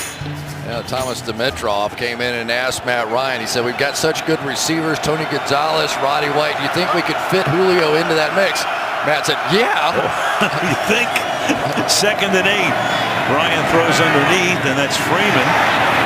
But still, that was Dimitrov's first year. Now, what you talking about going out on a limb? First year GM says, "Hey, you know, we're going to mortgage, as I said, the farm to move up and pick up that guy." And it's kind of worked out, you might say. Go big or go home, right? You might as well take your shot. You only get to sit in that big seat every so often, but it really is amazing. And the thing I admire about Julio Jones, since he's been in the league, he is the best inside route runner. So here's a guy with great speed, but he also has great guts. He comes in and makes those tough catches. 3rd and 2.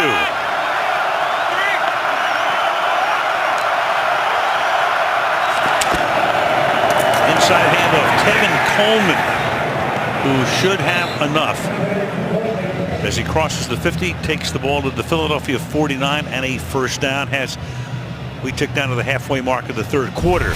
We always talk about 8 in the box, but here it is, a perfect example of a Rodney McLeod, that safety coming down. There's nobody to block him. He gets through there, but just can't quite make the tackle in time.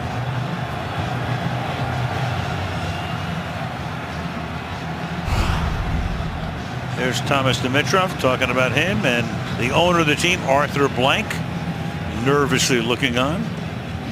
Everybody's nervous in this ballpark right now.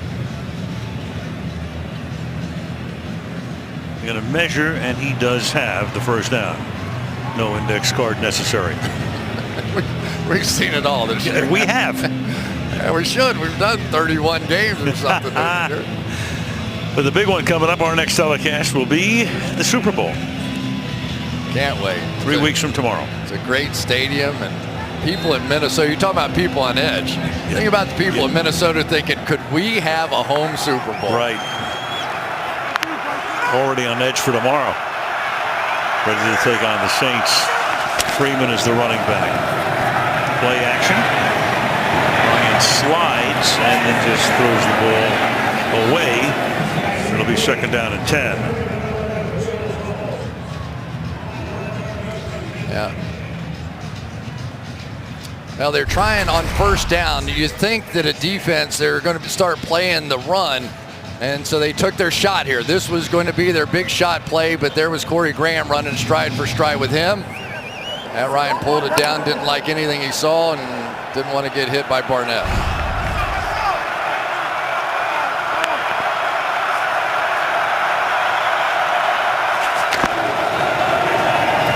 Freeman cuts it back, and then right there, flagged down. Michael Kendricks makes a nice tackle, but Bill Vinovich will give us the call. I'll tell you, the number of people I see tackling Devontae Freeman in the open field, very small number. Offside. Defense number 93. Lined up in the neutral zone. 5-yard penalty. Still 2nd down. It's Timmy Jernigan. So that makes it 2nd down and 5. Red line's the line of scrimmage, and right there it be. That helps. You're an Atlanta Falcons fan. Well, I tell you, you just get the feeling field goals are going to win it or lose it here in this one, and they're getting close to range. Right now, the difference in the game is a missed extra point. 2nd and 5. Ryan sends it deep downfield and way too deep for Sanu. And Mills covering on the play. Had him. It's 3rd down and 5. Can't tell you how many times Brandon Graham coming around the edge is the guy that puts pressure on. And this was one that Matt Ryan had to throw so quickly. It was almost a pick because for whatever reason, Mohamed Sanu was jogging down the field. He did not think it was coming to him. 3rd down 5.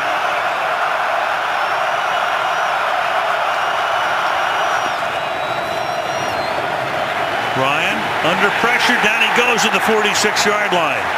Nigel Branham knocks him down, and it's 4th down. We talked about Branham before, but here we go. They have been faking this look. They really don't want the center, Alex Mack, to go help on those other pass rushers. That time they have to slide over there to the pass rushers, and it forces Devontae Freeman to block Branham, and he just couldn't get it done. Branham with a sack. That's Philly's 2nd of the game. Bosher kicking with Kenyon Barner back at the 10-yard line. Most of the punts tonight have been adventurous. Barner is going to let it bounce, and it takes a good Atlanta bounce and is down at the 6-yard line with 5:53 remaining in the 3rd. A 1-point game in this divisional playoff. This divisional playoff game from Philadelphia being brought to you by Southwest Airlines. Low fares, no hidden fees. That's transparency. By the 2018 Kia Sorento. Learn more at kia.com. By TurboTax. Relax. There's TurboTax. And by Nationwide. Nationwide is on your side. Independence Hall. The Liberty Bell. Did I ever tell you you can't unring a bell, even if it's the Liberty Bell? I've told you that before. I've heard that, yes. Over dinner several times. There are some bells you'd love to unring, but onward and upward. 5:53, temperature 26 degrees. Jay Ajayi in the backfield. And ball slips it to him for a gain of about 2 up to the 9-yard line. Well, for Nick Foles, it was a bit of a slow start tonight, but he clearly has sort of got himself settled back in. And I think, Al, it was some of those RPOs, you know, those run-pass options. Remember, Chip Kelly was here. It was his first year, full second year. Taught him that whole system, and that seems to be his comfort level now coming back, and so maybe we look for one here.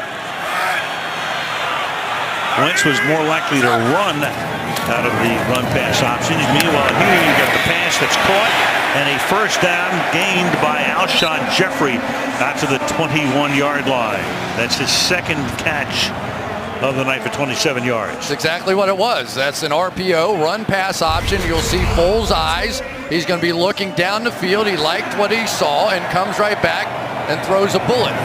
As a play caller, you look for what is working. And right now, Doug Peterson has to be saying, all right, if I need to throw it, I'm throwing an RPO. From the gun from the 21. Another one, and that pass is caught, and that's going to be a gain of 12. So Foles this year, he's passed on 56% of those RPOs. Meanwhile, Wentz only 25%. He'd love to run with it. He sees the man coverage back out, and so he knows he's going to have the slant. Takes a look, love it, let's throw it, one-on-one, I'll take it.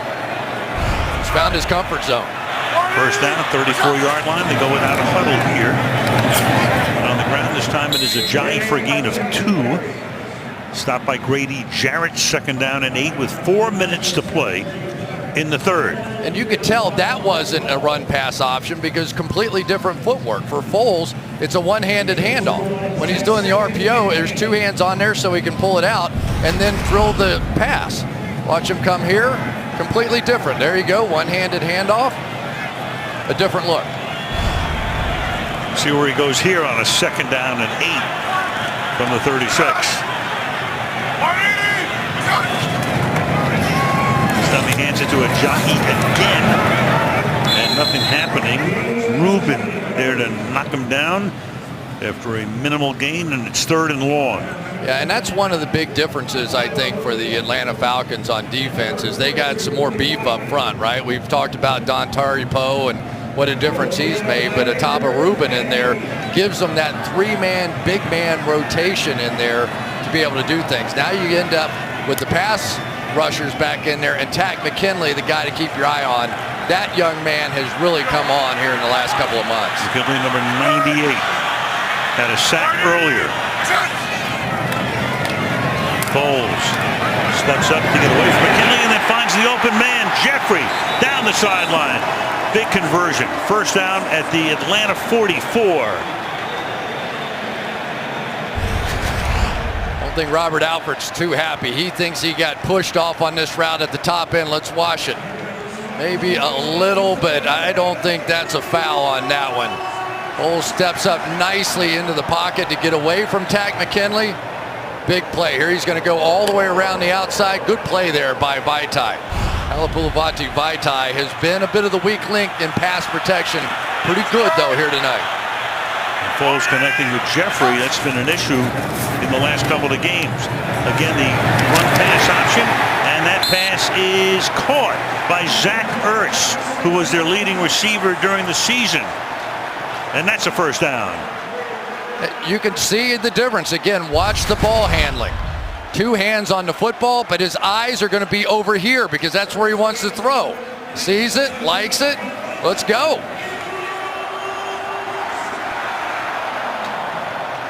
For Ertz tonight, 2 catches. He's hit 7 different receivers on his 16 completions.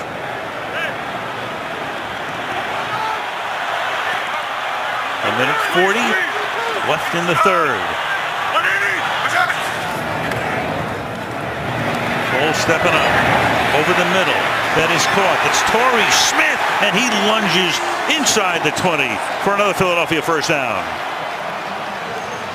Well, you can just see it. The way Nick Foles is stepping up in the pocket, he looks confident. Hits that back foot, bounces up right into the little slot there, completes another one. What a drive by Nick Foles here. 5 first downs. This drive started back at the 7-yard line. Ajayi initially breaks away and then gets slung back by the former Chief Dontari Poe. Under a minute now to go in the quarter. Well, now comes where you have to be careful because this team is excellent in throwing the football right here, Al. How many times this year have we seen those seam routes to the big receivers down the field? Alshon Jeffrey, but mostly Zach Ertz, number 86. They love just a little outside move, back inside, sort of play above the rim with those basketball players. Final half minute of the quarter. 2nd and 10. Play action. And then he just throws it into the ground there. Pressure was on. Play couldn't develop. And it's 3rd down and 10 with 19 seconds. Yeah, give credit to Deion Jones there. He saw that screen the entire way. Ajayi tried to make a little adjustment off of it and fell down. Foles knew he had nothing at that point and just threw it in the dirt. Can't take too big a chance here because obviously you want to take the lead. How much trust do you have in Nick Foles here? Because if it's Carson Wentz, you're throwing the seam route, you know. So I wouldn't be surprised here if they're a little more cautious than that. Yeah, you're looking at about a 37-yard field goal attempt. If they gain nary a yard here, instead they will get it. Oh, they were going to get something, and now they got nothing. Ajayi looking downfield as the pass came to his hand, so it's 4th down, and in comes Elliott to try to give Philadelphia the lead. Yeah, all you're trying to do is get the ball to a playmaker in space, hope he makes one guy miss a tackle, and Ajayi was just looking a little too soon for Devondre Campbell. 37-yard attempt. Jake Elliott, rookie, was in the Cincinnati camp. Plucked him off the practice squad. Caleb Sturgis got hurt week 1. Jones to put it down. And for the lead. The kick is good. 11 seconds left in the 3rd. Back and forth we go. 12-10 Eagles. From executive producers Seth Meyers and Lorne Michaels comes a teacher like you've never seen before. The show is called AP Bio. Special preview February 1st right here on NBC. Philadelphia on this Saturday night. 26 degrees, Lincoln Financial Field. Eagles up by a deuce. And Atlanta ready to receive.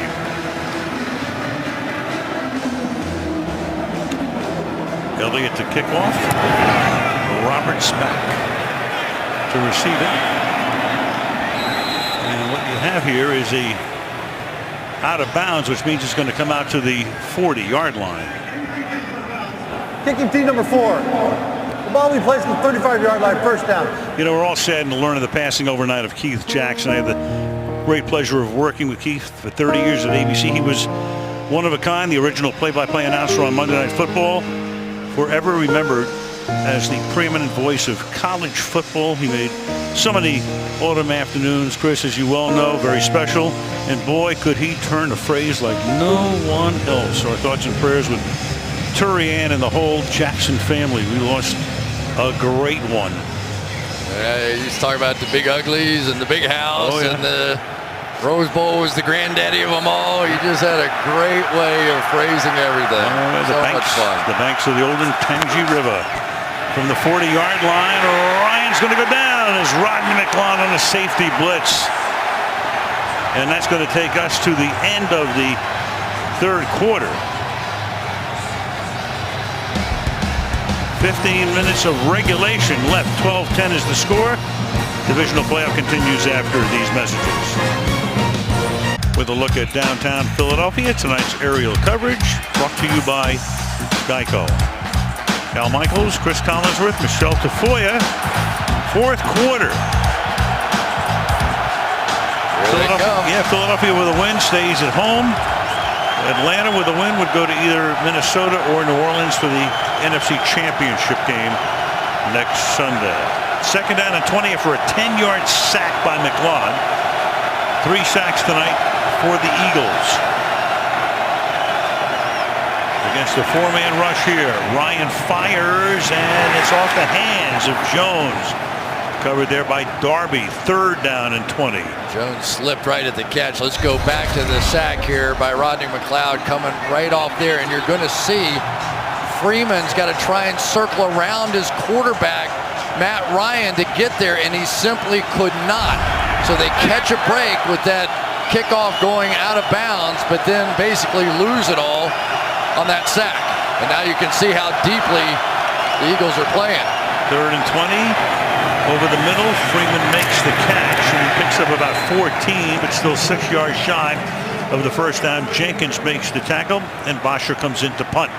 Yeah, really almost no choice here. They call it the sticks defense. Basically, there's where they're trying to get to. So you can throw it anywhere short of that you want, and then they're just going to come up and make the tackle. But add a few yards, make the punt a little easier. But remember now, from what we've seen of the win tonight, the Falcons are now going into that win. The Eagles really shutting down the Falcons offense going that way. Bosher averaging only 33 yards on his 5 punts. Number 6 comes here.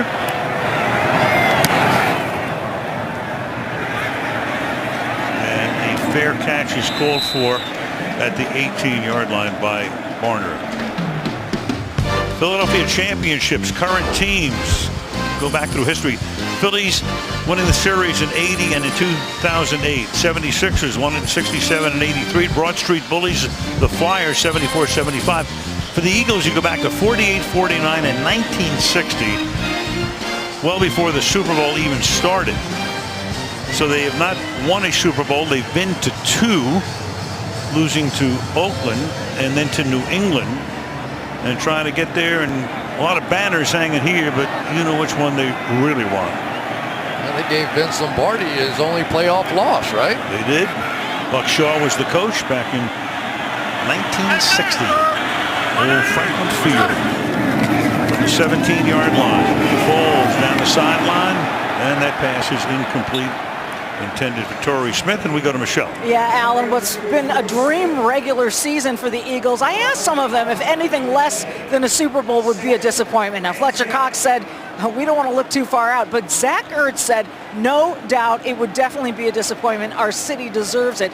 And Jalen Mills told me this team is selfish and hungry. I'm a sore loser. We want that prize. We haven't fought through injuries and adversity not to get that prize, Al. And Michelle, underdogs tonight. Doug Peters says, oh yeah, we're aware of that. Pass to Ajayi. Taken down at the 20-yard line.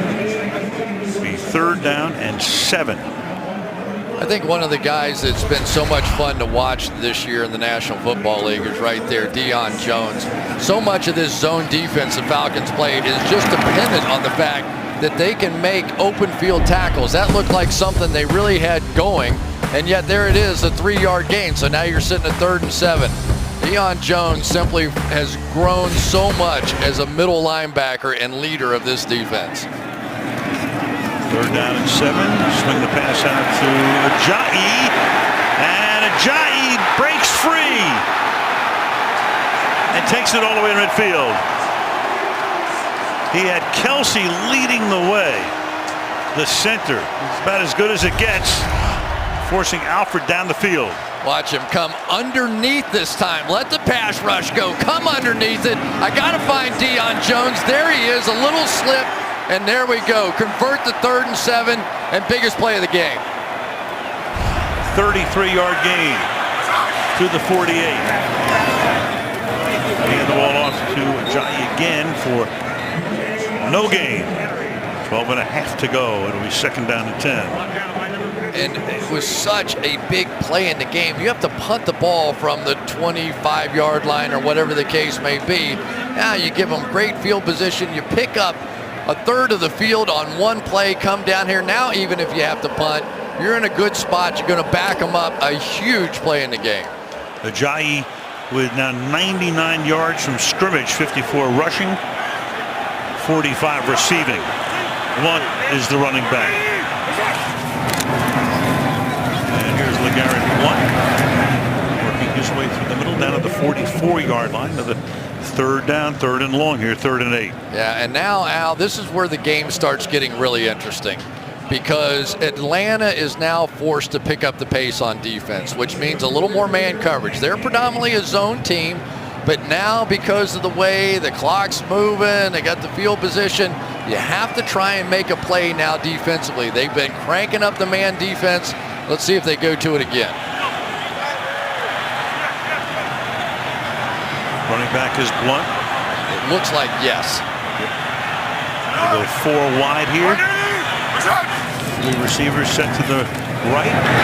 Foles goes to the left, and he hits Zach Ertz. So another big 3rd down conversion, this one to the 34-yard line. So here's your number 1 playmaker, Zach Ertz, out on the nickel back, Brian Poole, and Poole's going to fall down. Big moment, slips, falls, easy pass, easy completion, in field goal range. And how about Nick Foles here in the second half, getting it turned on? Look at those numbers, 20 out of 27 after a shaky start, 226 yards. Ryan has 149 tonight.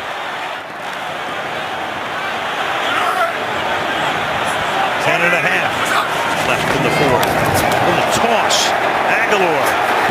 And Aguilar will skirt the sideline and go out of bounds at the 24-yard line, very close to a 1st down. Yeah, remember we saw this play on opening night, I think it was, in New England. Just a little touch pass from the quarterback. Here comes the motion right across, just touch it right back to you. There you go. And that's a couple of times now they've been able to use a bit of trickery and misdirection, and that really helps slow down a speed defense and a speed middle linebacker like Deion Jones, that misdirection. Just got the 1st down before he stepped out. Blunt now in the backfield. Fake to him. To the outside goes the pass. Caught by Max Hollins for a nice little gain. Run out by Trufant. Gain of 9, 2nd down and 1. Yeah, and now he's starting to feel it because now he's pre-snap reading what's going on. Trufant was playing well off of Hollins on that one. That was just a freebie, and you could see Foles never considered doing anything else. 2nd down and 1. Good drive, 68 yards, 8 plays, 3 1st downs. Philly has now picked up 20 1st downs in the game to 15 for Atlanta. 2nd and 1. Give it on an inside hit, but this time Poe is right there to take Aguilar down. Kind of similar to that play they ran with great effectiveness earlier in the game, but not this time. Poe is right there. Don Terry, so you want to try that again? Come on, bring it right now. Bring that little wide receiver through here. I got you. Boy, big play right here now, though, isn't it? Oh, yeah. Big difference between holding him here for a field goal or a field goal attempt anyway. Got the big guy Blunt in the backfield. 3rd down and 2.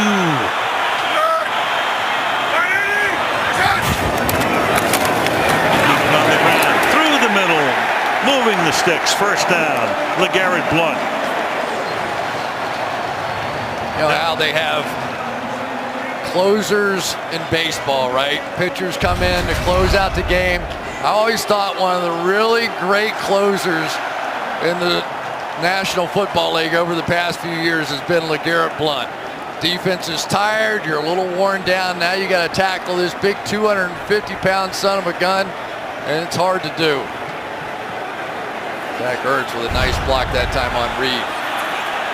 11th play of the drive from the 12-yard line. On the ground. There goes your closer to the 5-yard line. Gain of 7. It's going to be 2nd down and 3. A little chippy. I've got to give a little credit to a guy, Brandon Brooks, number 79, the right guard. He is so much a part of the power of this offensive line. He's overcome so much, had anxiety issues throughout the course of his career, and yet, oh, there we go. And Brooks Reed apparently hurt. Yeah, crowd thinks it's fake.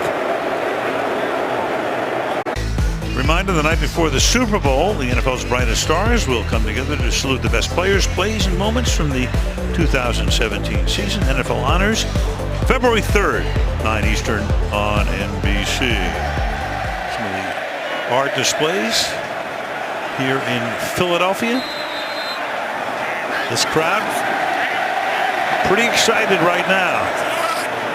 2-point lead. This drive The 2nd down and 3 now with Blunt. Stopped at the line of scrimmage. You saw Brooks Reed go down. The crowd thought it was fake news, but we took a look at it, and then he was hurt enough that he actually has come out for more than this. Here he was again. So anytime you start out and then you go down, and there's McKinley saying, hey, you know what? We need the trainer.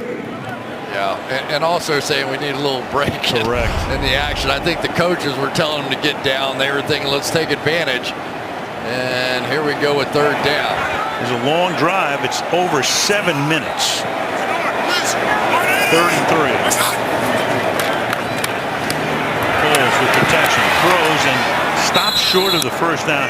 He goes to Clement. Trufant makes sure he doesn't pick up the 1st. So it's 4th down and 2. Yeah. For the moment, they are not sending Elliott out there. Really? Now, I'm all for, wow, this would be really aggressive. But we've seen Doug Peterson do it before. We have. Maybe you take a shot to get him to jump off sides, but he looks like he's calling a play, doesn't he? Oh, yeah. Boy, that 5-point compared to a 2-point on a final drive, perhaps, by the Falcons. Well, it looks like they're going to take a timeout here. And they will. So. First charge timeout. Philadelphia. You know, Chris, among the things, we talked a lot about Foles tonight taking Wentz's place, but Foles contemplated very seriously retiring from football a couple of years ago. He was that upset about the way things had gone with the Rams. He asked for his release, didn't know if he wanted to come back, and then Andy Reid said come to Kansas City. Yeah, went on a camping trip and basically went out there to clear his mind and decide whether or not he was going to play more football or not. I don't know exactly what it was that happened to him, but he was very close to walking away. And you just have to know what it would mean to Nick Foles after all the angst of this week. I mean, it was like, oh my goodness, can we possibly win? This guy has one of the highest quarterback ratings in the history of the National Football League in 1 year with Chip Kelly, and now all of a sudden he can't play, so you know he has to be wearing that. Meanwhile, they have decided to go for the field goal attempt here to make it a 5-point game. Elliott, who's missed an extra point but made a 53-yarder and a 37-yarder, this from 21.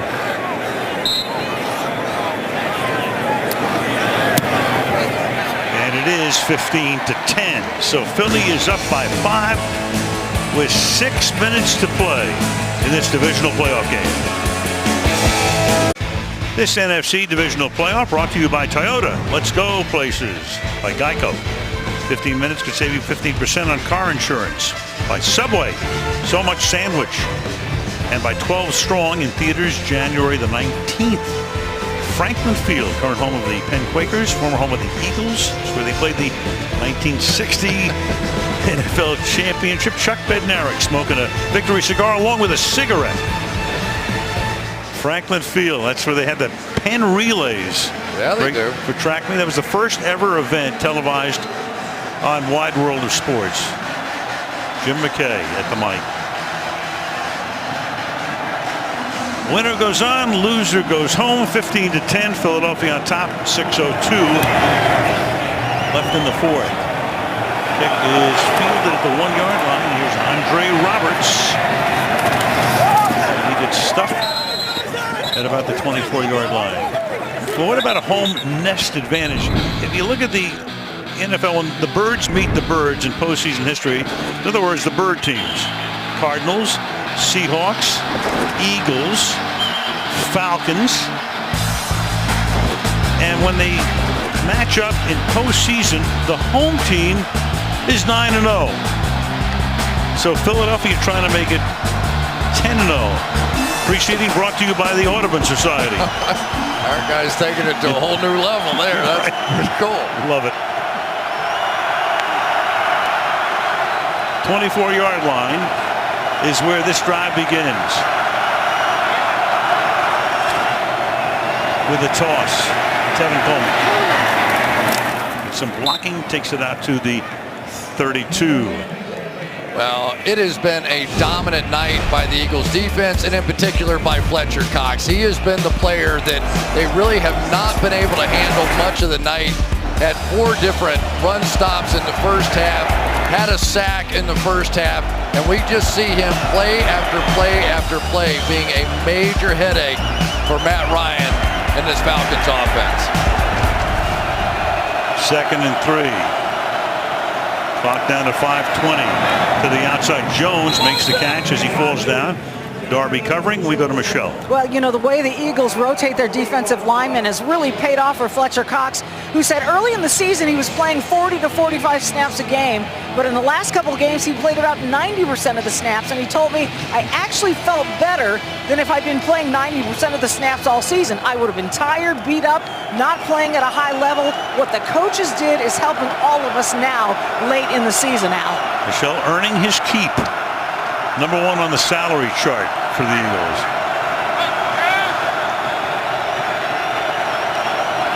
From the 38. And getting stuffed by Brandon Graham is Devontae Freeman. That was so interesting there. Brandon Graham, who makes all kinds of plays all the time. Before the play, Derek Coleman, who's legally deaf, came in late, so he didn't have the play. So you saw Matt Ryan had to give him the entire play, and then Coleman basically could not get to Brandon Graham, so a little bit messed up from the beginning, and it cost him. Exactly. Timeout, Atlanta.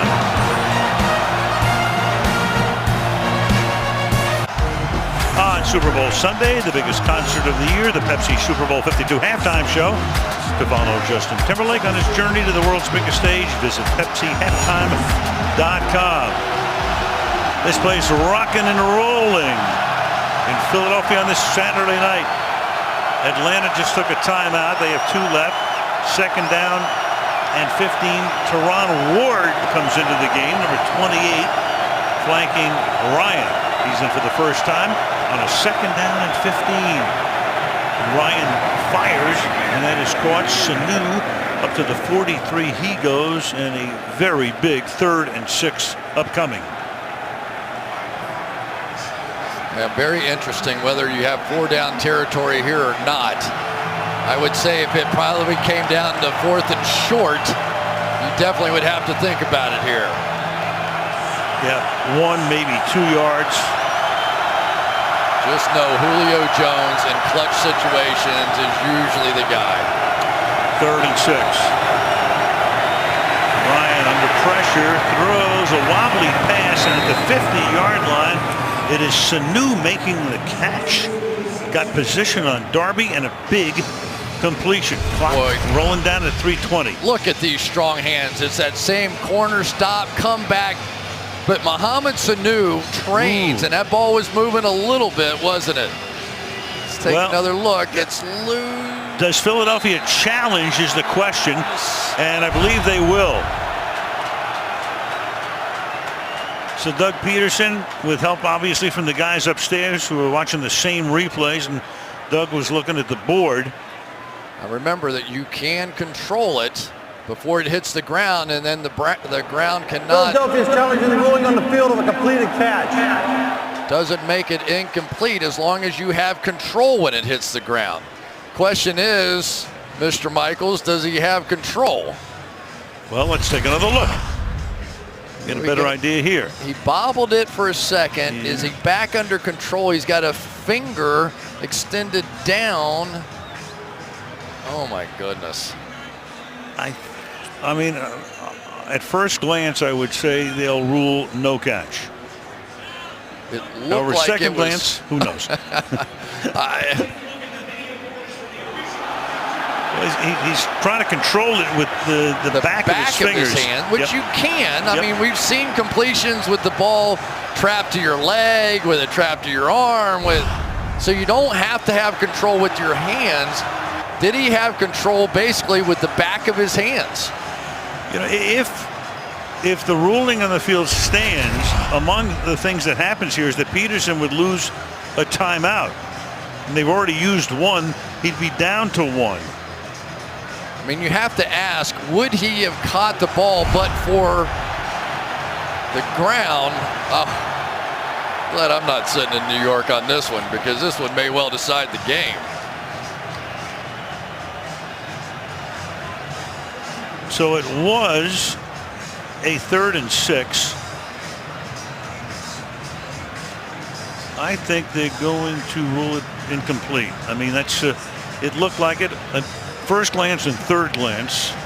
I'm calling it incomplete. I'm going with you. So you're going to have, it'll be 4th down if it's incomplete. Here's Vinovich. After reviewing the play, the receiver never had possession of the ball and the ball hit the ground. It's an incomplete pass. It'll be 4th down. Please reset the game clock to 3 minutes and 30 seconds. That's the loudest cheer of the night. This place went crazy. Now, if you're Quinn, and he's also used a timeout along the way here after it was 2nd down and 15. Of course, you have the 2-minute warning as well. Now you've got a 4th down and 6. Yeah, now they have to figure out where the ball is. It's 4th down and 6, and they move it. I think it's the 42-yard line. They're calling New York again, I think, to figure out exactly where to place this football. Yeah, it's going to be. The down markers are right. It's the 42.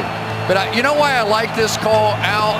Because let's say you don't make it, and they get a field goal. Well, it's still a 1-score game, right? So I think this is the right idea here. And who knows, you may never get it back again. I'll let you know in a minute. Okay. 4th and 6 from the 42. Sanu comes in motion.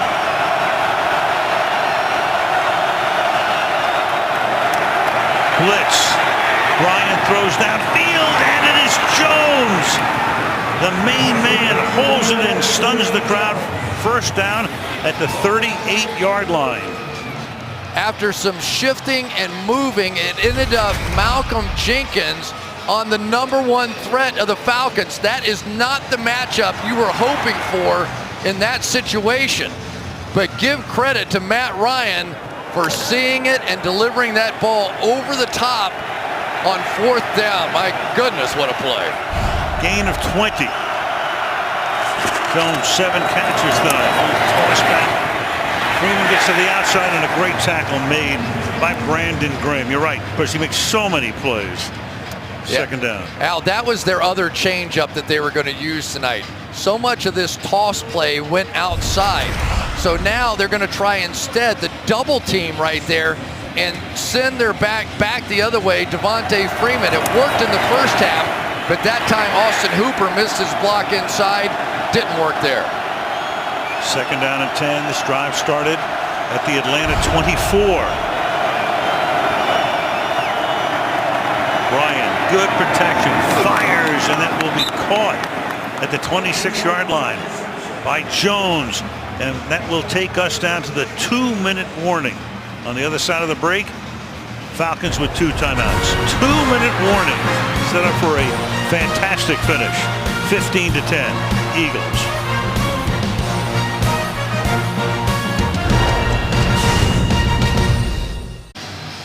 Coming up after the game, the Volkswagen postgame report. Michelle on the field interviewing the star of the game. Mike, Tony, and Rodney wrap up the game. Chris and I preview the other divisional matchups coming up right after the game.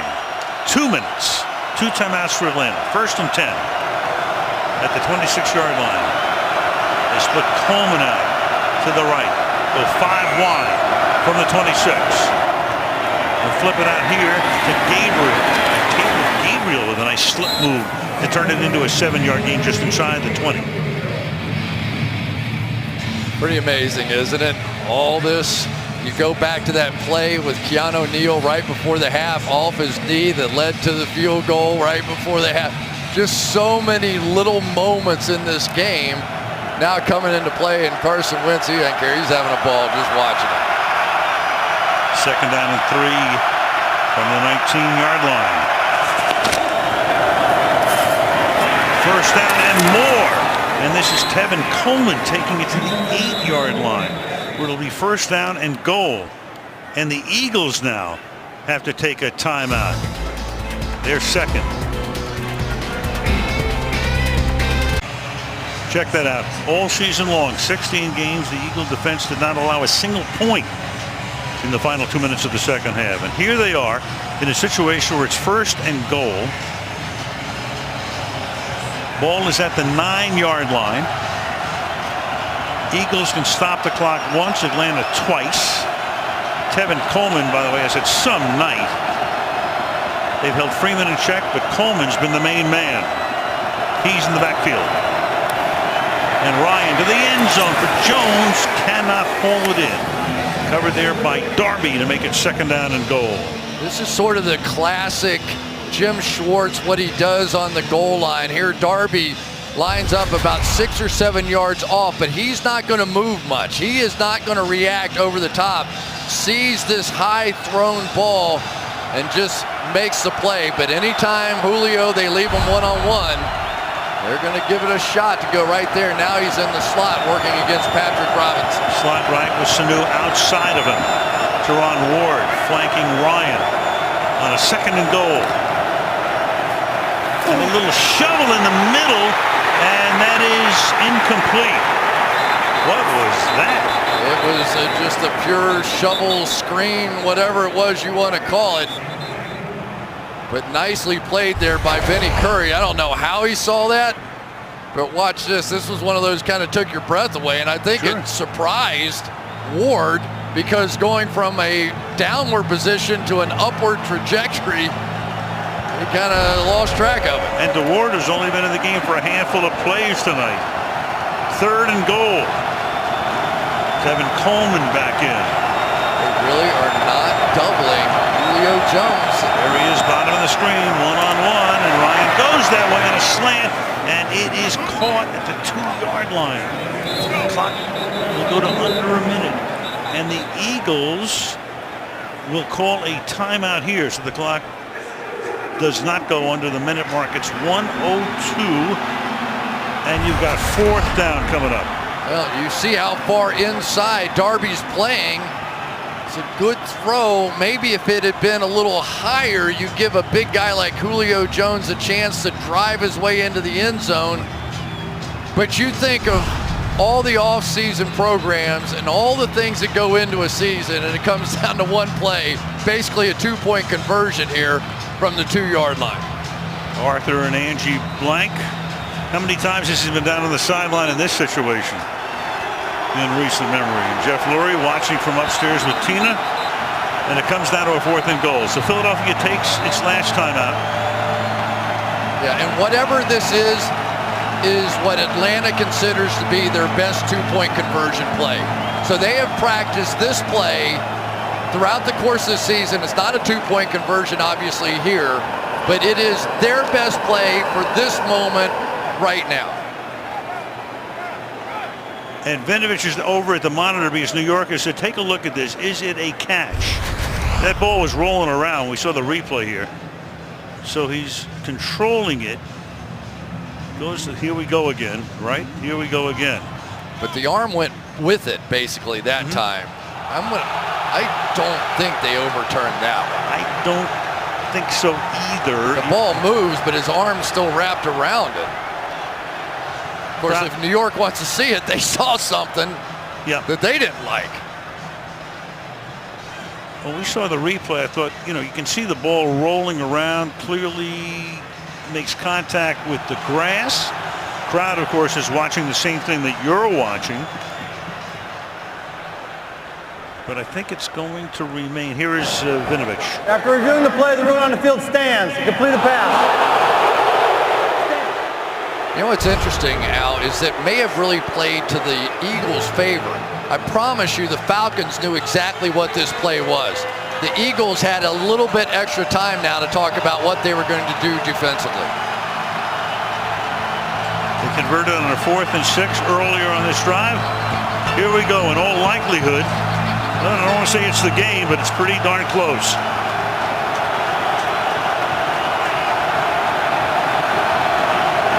But Derek Coleman, a fullback, flanked out to the left. Ryan rolling to the right. Ryan in trouble. Ryan flips one into the end zone with a prayer, incomplete. Jalen Mills covering. Unbelievable. Biggest play of the game. Julio Jones falls down. He falls down and they flank the fullback wide to the left. Look at this. Jalen Mills who has come so far here in his second year. He falls down. Now watch Hooley going to get it up. Ryan still wants it, and they can't quite get the completion. Even if he had caught it, take a look where his feet are. I'm not sure he would have come down in bounds anyway. Well, there he is. Wow. All moot right now as Philadelphia has the ball at its own 2-yard line. 58 seconds. Now Atlanta can stop the clock twice. And obviously you have to be careful here because a safety would swing 2 points to the Falcons, and they'd have to kick it back or a field goal would tie it. You bet. So from the 2. They line up. Now you got Atlanta almost jumping. Did they? That's Grady Jarrett. Let's see whether they call it a false start or offside. Boy, give Nick Foles credit if he got him to jump in that situation. Encroachment. Wow. Defense number 97. 5-yard penalty. Still first down. You know Grady Jarrett's thinking, I'm going to get that safety. But Nick Foles went in the huddle and said, guys, don't flinch. Don't move. I'm going hard count. I'm going to get us out of this hole. And he got it done. He did it. That really would have been interesting, though, if he was able to kneel down without offside and then had the ball at the 1-yard line on second down after Atlanta had taken a timeout. Then what?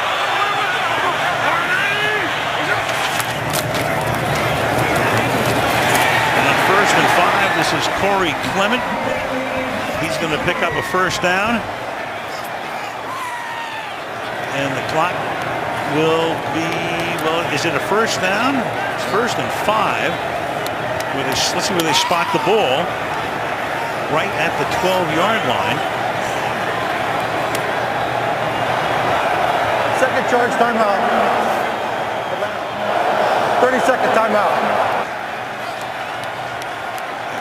Atlanta has to take a timeout here. The down marker had gone to first down. They're going to have to. If it's a first down, the game's over. So the sticks come out. If it remains this way, the Philadelphia Eagles will have a game here next Sunday against the winner of the Vikings and the Saints. Boy. First down. Man, oh man, oh man, oh man. Nick Foles is the man, oh man, oh man. What a second half he had. So Foles, 23 of 30, 247 yards. Started out very shaky. Take a kneel down. Atlanta can use its timeout if they choose. Otherwise, the clock will just run down. 3 weeks from tonight, it's the Super Bowl, or tomorrow night, actually.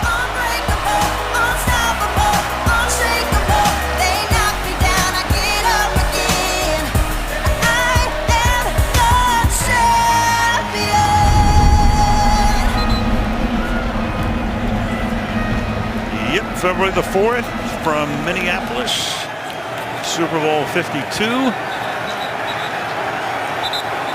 Well, this town could not have been more nervous all week long. Trepidation, fear, a lot of excitement though. Jeffrey up there excited as he could be, and Tina said, I knew it all along. We had him. Had him all the way. So the number 1 seed is going to advance, and the number 6 seed will go home. And not often do you say the number 1 seed wins and it's an upset, but that was the case tonight. And you have to ultimately give credit to Jim Schwartz and this defense to hold the Atlanta Falcons to 10 points in a playoff game was borderline remarkable. And when they had to have a play, they got it. They got it from Foles.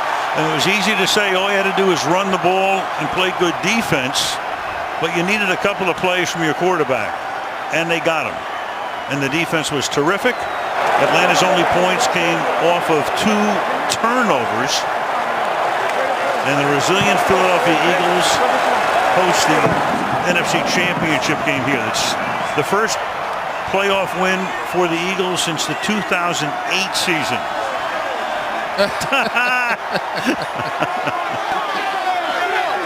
This team has had fun all season long with those celebrations, and it is going to be a party tonight.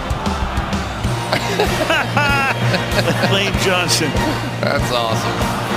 What a character. There's the 4th down play. Ryan in trouble. Ryan looking all around. Ryan shoots one in the direction of Jones. And to the strains of Fly Eagles Fly, this big crowd will file out and enjoy that ride home.